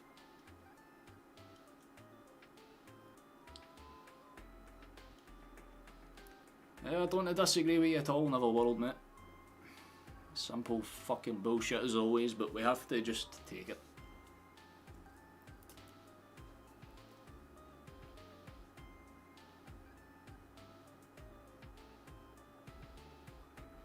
Different people will probably be at different stages. I'm at the 88th, or just past it.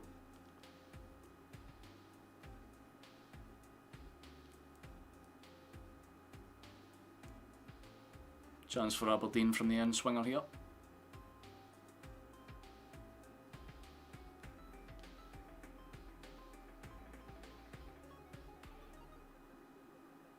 Swung high. Headed up. Aberdeen don't get it clear. And maybe we can start a break ourselves. There could be a break on here if he's got the burners on. Did the right thing and get past his man. It's out wide. It should just be a Celtic throw in.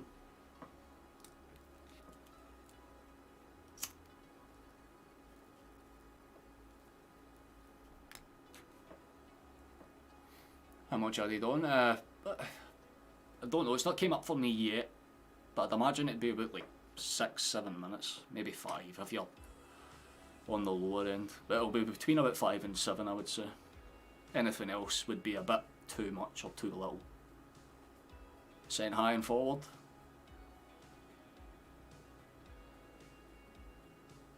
Ralston's, for some reason, decided to make that way harder for himself. It just makes Hart panic punt it.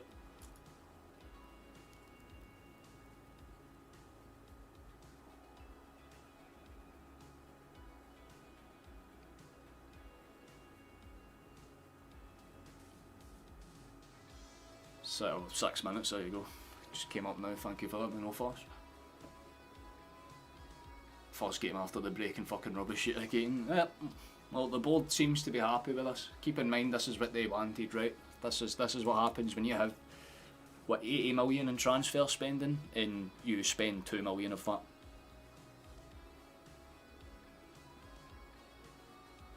If they want to be penny pinching, that's fine, but this is what you get in return for it. You know what I mean? Exactly what they fucking deserve. But they won't suffer. The only people that do are the fans and the players. Aberdeen do get into the box. It's going to be dunked up and straight into the hands of Hart though, so that's simple. Was Aberdeen the last? Yeah, back in the 80s, I believe.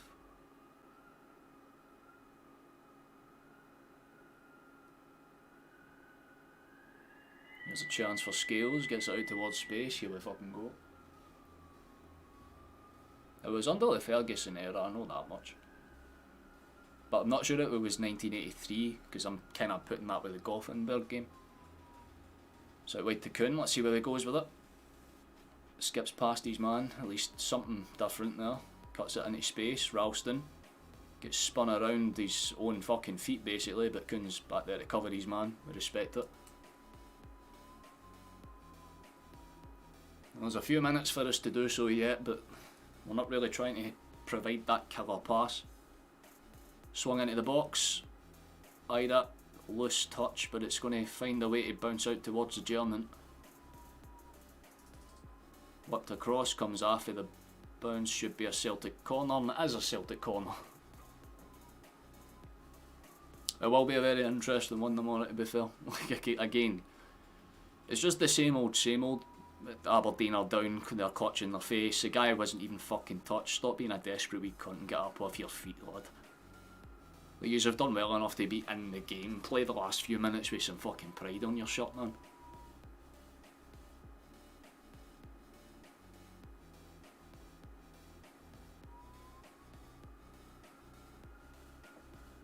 Aye, aye, aye.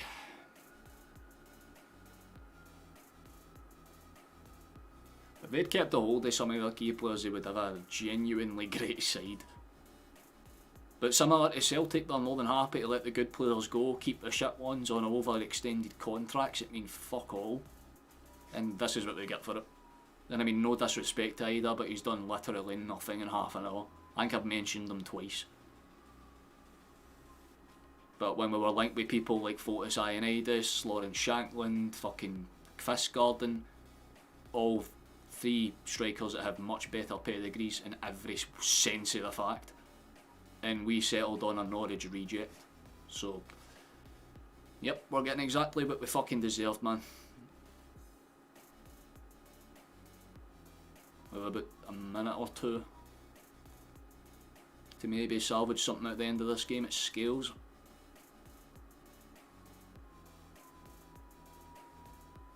So I feel bad for the players, man, because they're the ones that are going to have to suffer through it.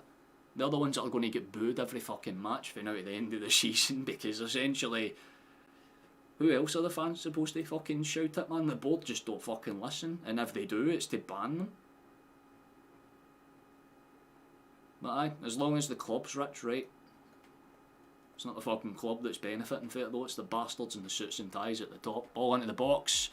Ida's headed it somehow further wide than the cross was originally coming in for. That's a square head if I've ever seen it. Scales rolls it back into space. Captures, good name, fair enough. Thank you for the sub, man, I appreciate it. McGrath close it out wide. Well, I was going to say Scotland corner there, no, Celtic corner.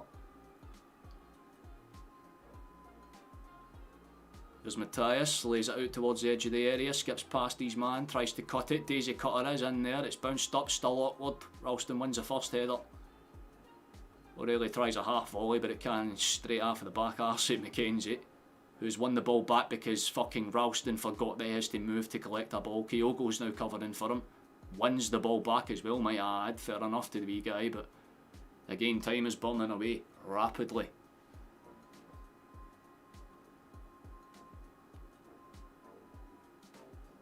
Score from a corner looking for there it goes. Hey, it can happen. But we have about a minute left, so. Oh, fuck me, O'Reilly's missed that one as well. Jesus, man. When you consider the amount of chances that we've managed to somehow fucking miss this game, it makes you wonder why we haven't strengthened at all. I mean, everyone can see this coming. Every single person except the ones that actually can make those decisions could see this coming. We knew this was going to be scrappy, but fuck me, it was way scrappier than it should have been. We're about 30 seconds to save our season, basically, otherwise it's done. Which is a fucking joke when you look at it. Absolute joke. Play it towards the edge of the area. Gets it into the area, it's bounced up, here's O'Reilly. Somehow, please boys, crossed, blocked by Roos. Fuck's sake, man! Why are you so casual about that, Johnston, son? Cleared away for a fucking corner kick, man. That is stupidly bad. O'Reilly did well to at least dig the shot away, get it out from under his feet and play it back across, and the tip-up pass was nice. But just too fucking little too late, boys. It is just so poor, man. Stephen Dixon, thank you very much for the sub, man. I appreciate you, mate. At least it makes this shite a bit more bearable. But we have a corner kick and then I'd imagine that's game. It's going to be O'Reilly that steps up for it, man. Fuck me. Headed up miles over and that will probably be full fucking time. What a joke, man. When you consider the sheer fucking volume of chances that you pricks squander week in, week out, man. On the XG tables, we're leading by a significant distance, but this means that if Rangers win later on the day, they won't be ahead in goal difference unless they win by like 7. I'm not honestly sure, but that's full time. Fucking joke of a performance. Aberdeen had a much better second half, but they didn't do anywhere near enough to justify getting a point out of this game. Couple of good saves for Joe Hart, kind of redeemed his honestly just non-existent performance up to that point. But every other performance fell off in the second half. Kyogo is non-existent. I'm telling you right fucking now, that prick is gone in summer. He is alright mentally. You can see it. But the rest of them really need to pull their fingers out their arses, because it doesn't fucking matter if your squad's depleted or not. You're still the highest paid players in the fucking league on average. These are games that you should dig results out on. Again, if you want a champion winning team, these are results you dig results out in. Again, look back at Angie's performances over the last few fucking years.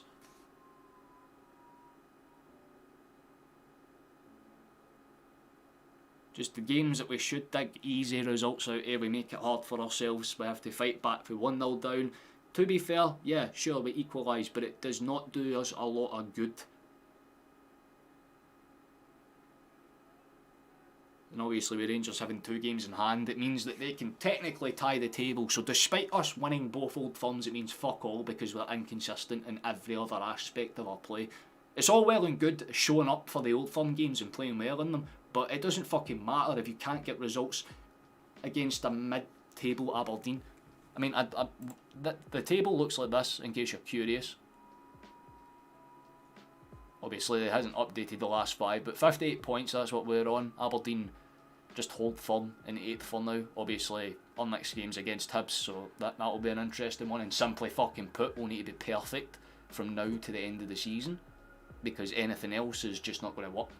But Rodgers, He's already under immense pressure, and I mean immense pressure, because the fucker's done it to himself by not standing up on his own 2 feet and going, hey, here's my problems, here's what I want to get fixed.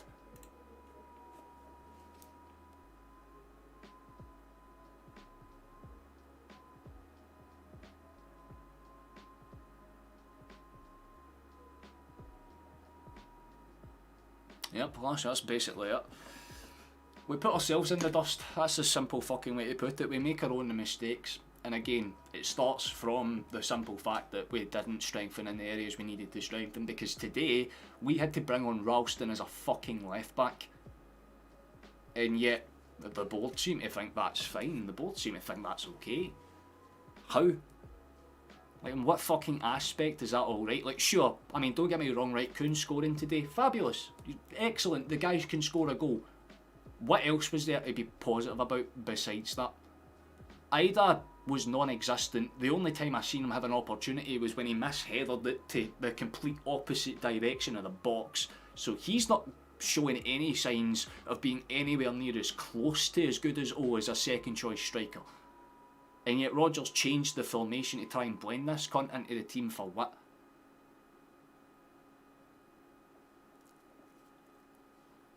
Got to prepare your dinner. You need him to take it. Fair enough, mate. You take it easy, you take it easy. Board needs a full clear out there. The whole fucking system needs a whole clear out. That's a simple process, man. You've got the money there, and if you don't spend it, you ever hear that saying, you get what you pay for? Yeah, we didn't pay for anything. We paid for fuck all, basically, and we're reaping the rewards of that. Quite clearly, Rodgers has it all under control. Quite clearly, the board knows what they're doing. They're a bunch of fucking morons, man. We could see this coming for September. If we didn't strengthen in January, we were fucked. And the only signing that we make is a striker who has got, what, 6 goals in 70 games now? As a striker, mind you. And a winger who, again, might be useful, might be not. But again, he was signed as a backup player. Yet, again, from November onwards, we were promised by the board in the meetings, the manager and all the interviews, we will strengthen, we will make ourselves better, we will do what's necessary, we'll sign this, we'll strengthen here, we're looking at goalkeepers, we're looking at left backs. You fucking clearly weren't if you didn't sign any of them.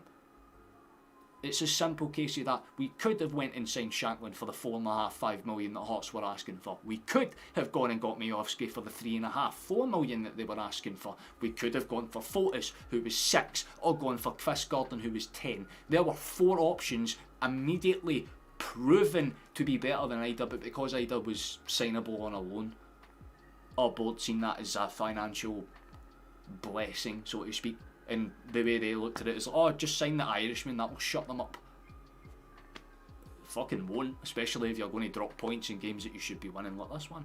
It's a very straightforward process, and unfortunately for us, we just didn't get what we fucking needed today, but that's what it is. It is what it is. Can't really fault it. It just means that we'll need to pretty much be pitch perfect until we next meet Rangers, because I highly doubt Rangers will fuck up today. Granted, they kick off in about 22 minutes. So, I guess we'll see how they're shaped up at the end of the day. But if they win today comfortably, then chances are they'll be top of the table if we don't really pull our fingers out. Like, yeah, sure, I don't care how we win the league as long as we do. But the first game back, like, fuck me, man, that's 2 games in a row where we've had more than 20 shots in each match and we've scored twice. So in 40 fucking 4 attempts, we've scored 2 goals.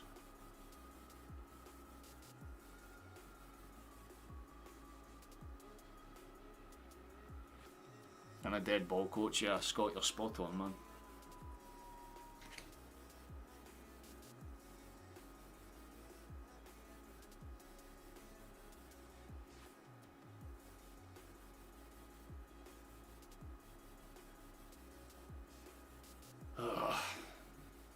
I don't even plan this protest. Let's just stop. Fuck knows, honestly. Just basically, as soon as we have a home game, give them hell for it.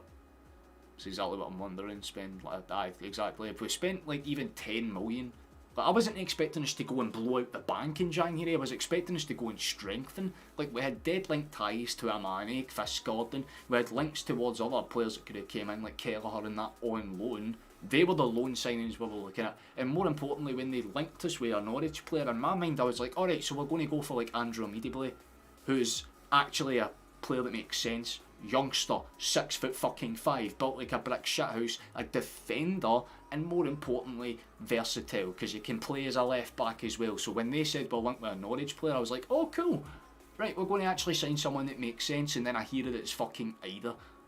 And as soon as I heard that, I'm like, right, so basically what that means is that the board have basically sat Rodgers down and went, we don't want to spend any more money, so who do you know that we could sign on loan? And Rodgers, being a wee pussy, has just gone, oh well, I'm not going to sit there and fight with you. I think Adam Ida's a good... And they just went for that.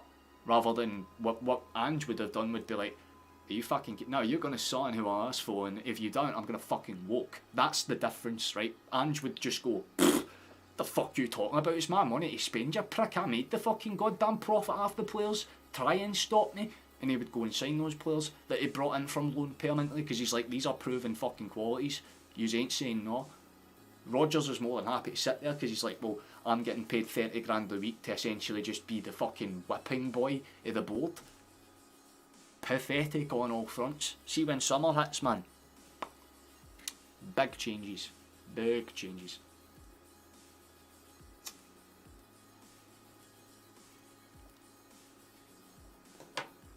Best thing to do is your Celtic top. It's the 2013-14 away one, I believe. That or the 2012-13 away one. It's one of the first ones I actually ever bought for myself.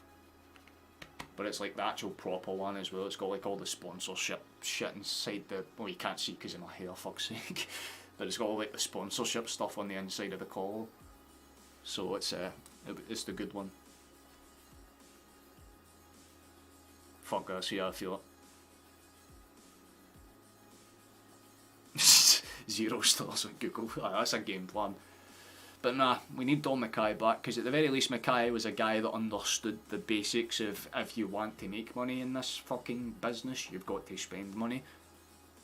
Loyal seems to think that it's the 90s, well, it doesn't matter, just buy a couple of youngsters every year and you're fine. No, that doesn't fucking float, not in today's business, because again, even if we do somehow manage to over-encumber whatever the fuck is going on and win this league and win the cup comfortably, it doesn't stop anything from going wrong in the sense of what happens when we're in Europe next season.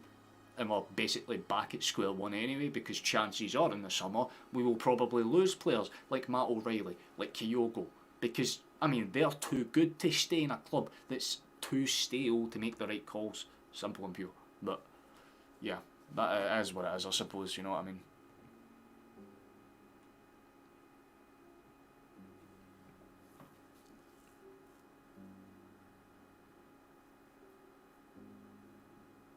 Yeah. And that's the thing about it. We can sit there and say all the things in the world, but the fact of the matter is, we can unify, we can scream at them, but the board will just ban anyone they don't give a fucking single care in the world about. And those that do actually voice their opinions, like the people like Sutton and stuff, they'll be like, well, you're an ex-player anyway. It's not as if you're actually internal.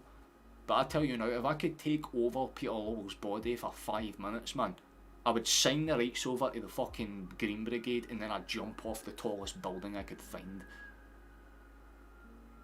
Quite simply put, man, because the guy's killing the club. That's the nicest way to put it, you know what I mean? Like, the guy's a fucking joke. It's all well and good if you're making millions every single year and then parading that around like you're some fucking big shot CEO owner.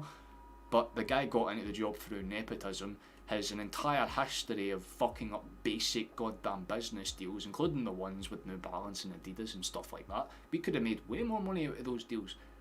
But he's the same fucking moron that paid $3.5 million for disco lights, which is like, fair enough, aye, whatever, but at that point in time we were literally in financial struggle. And now, fast forward, boom. It just, it sucks. That's the nicest way to put it, to be fair, you know what I mean?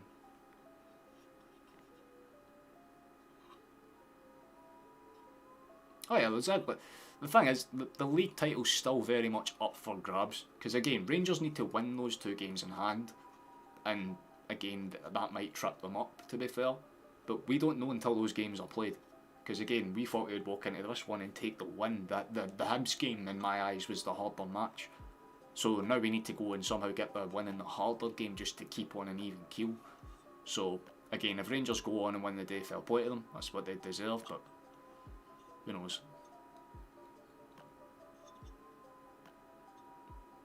That's exactly it. Like, Mackay probably looked at the internal affairs and went, this isn't exactly how a club should be run.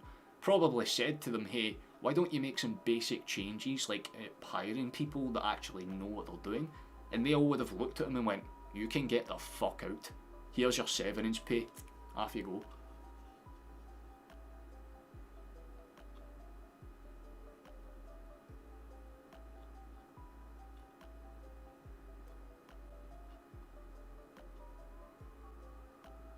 Yep. Yeah, we wanted to make it an atmosphere, we wanted to make ourselves an entertainment kind of sector, so to speak, but no offence, 3.5 million in our league gets you like a fucking solid midfielder or a good defender, or more importantly like a goalkeeper or a left back of any fucking calibre at all, because again, you're playing a right back in a left back position and then looking at the fans and going, we're not in any fucking trouble at all, we're fine. Like, in what respect? In what regard, my boy? Listen, fair enough if we're making the occasional mistake. Fair enough. You know what I mean? Like, whenever we lost on the range, it's like, alright, at least we lost because of. But it's the same thing every fucking week, where even when we played good, we're still going, that was bad to watch. Like, the football's stale, the tactics are stale, the players' abilities to drag good performances out themselves, very stale. Like, Kyogo's a shadow of himself, you know what I mean? O's barely fucking done anything this season. Abada's fallen off a cliff with a vengeance. We've lost basically our one good substitute midfielder in Turnbull, so it means that Awata's going to have to carry the fucking burden, which is just, again, you're expecting a guy who barely speaks a lick of the language to basically drop in and be a main substitute.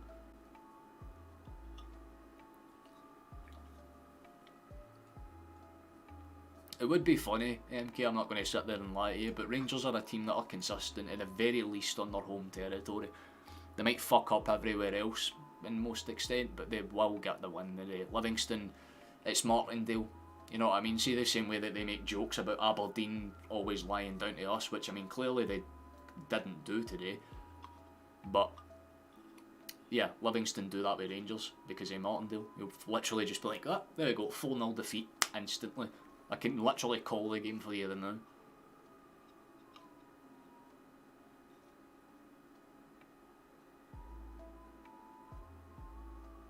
Fair enough, Kyle. Fair enough. Yeah, Kuhn scoring was probably the only positive of the game, to be fair. That and the fact that we were making chances, but again, it's all well and good having 20, 30, 40, 50, however many shots a game, but you need to fucking score them, because Aberdeen only had like 6 and scored once.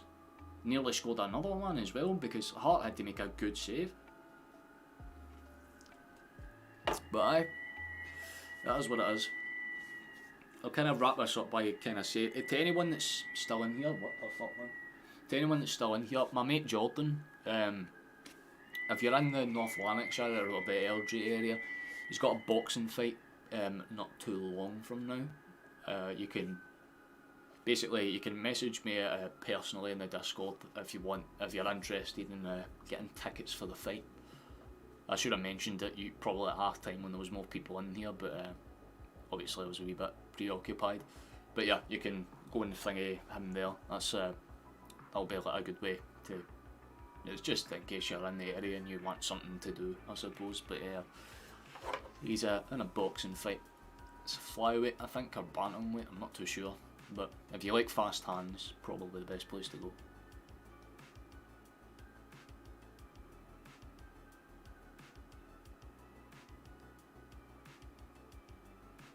That's why a lot of people nowadays are just selling their season tickets, man. They're just going, hey, if you want to go to the rest of the games for $200, here you go. And people will take it, because most people just want to go to the games for the sake of experiencing what it's like, but not many people. Again, my last experience at Celtic Park before the Motherwell one, which is the one that I went to with Dylan, it was brilliant, you know what I mean? It was fucking like that. It was like the title day against Hearts. No. I went to a Motherwell game before the Motherwell game that I went to with Flash, the one that we won 1-0 with Tom Rogic's like set piece goal. And then after that, the fucking storm's kicking up a belter now. I'm going to need to end this stream relatively soon, but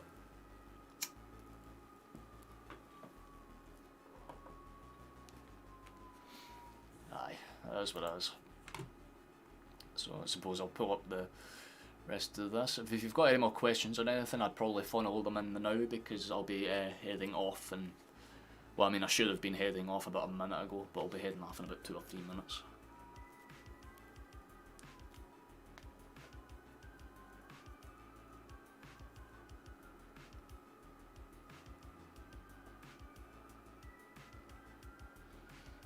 Some people genuinely will at this point, because it's just a spit in the face to the actual, you know, people that support the club. Because if we're getting asked to spend what you've got, I mean, Flash, your season ticket, man, it's like $900, isn't it?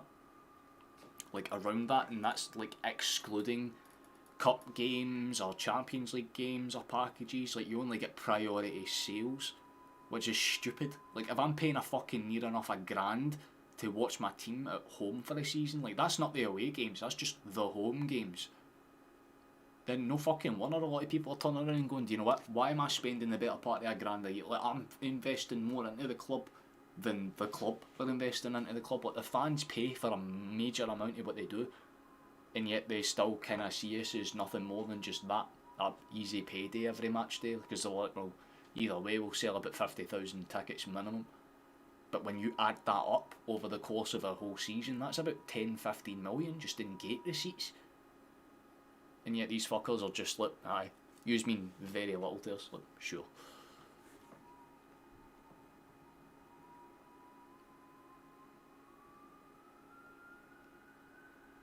But would you welcome Arabian African wealthy invest? Like, you kind of labelled a bunch of... It depends on where the investor's first of all based. Like if you're saying like your Middle East, like your Qataris or your oil merchants, they can fuck off and take their own lives basically, because that's selling everything that Celtic stands against. But if it was like an Irish investor or a Scottish investor or just like a Celtic fan that was like, I'll fucking buy the club for 100 million, I'd be like, right, cool, that's fine. But I don't want to see you sell our soul.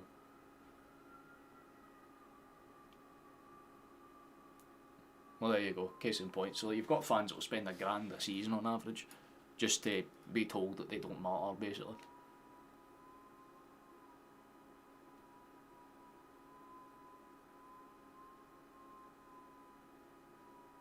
Yeah, you're spot on, Virtual, you're spot on. The amount of people that can say what they want because of their position of power, you know what I mean? Like all the commentators can sit there and say Celtic are shite and they won't bat an eyelid, but if a fan does it, that's the thing, I'm surprised they've not been sussed out already and hunted down, but it is what it is. But I'm going to get ready to boost.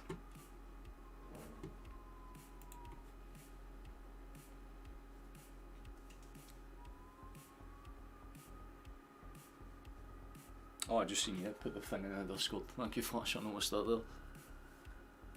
We'll get ready to bail out from now because the viewers are dropping, and to be honest with you, I was supposed to be already gone about 5-10 minutes ago. No problem at all, Scott. Sorry that it couldn't be a win, but we move.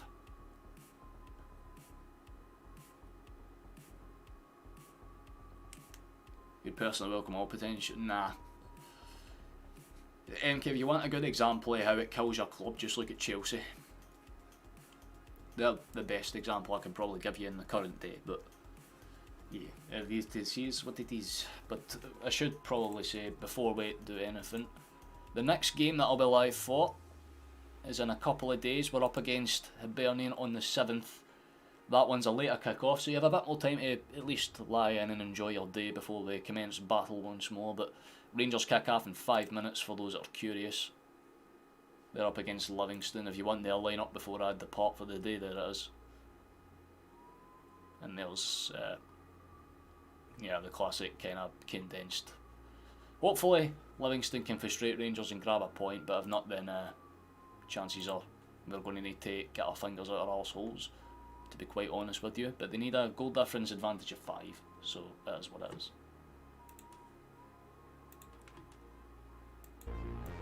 Right, so thank you for watching, thank you for coming along, thank you for taking the time to come in later if you have, or if you've been here for the whole stream, even better, thank you. You can check out a bunch of other stuff. There's a video that I made on ranking the team's seasons so far if you're curious about checking that one out. If not, you can wait to see me in a couple of days for the Aberdeen game as well, so you're more than welcome to, well, join us for that one. But yeah, we hit our sub goal, so the next one we'll try and push for us 1,130, so be sure to join us for that. Thank you for watching, thank you for coming along, enjoy yourself, take it easy, Kyle, catches.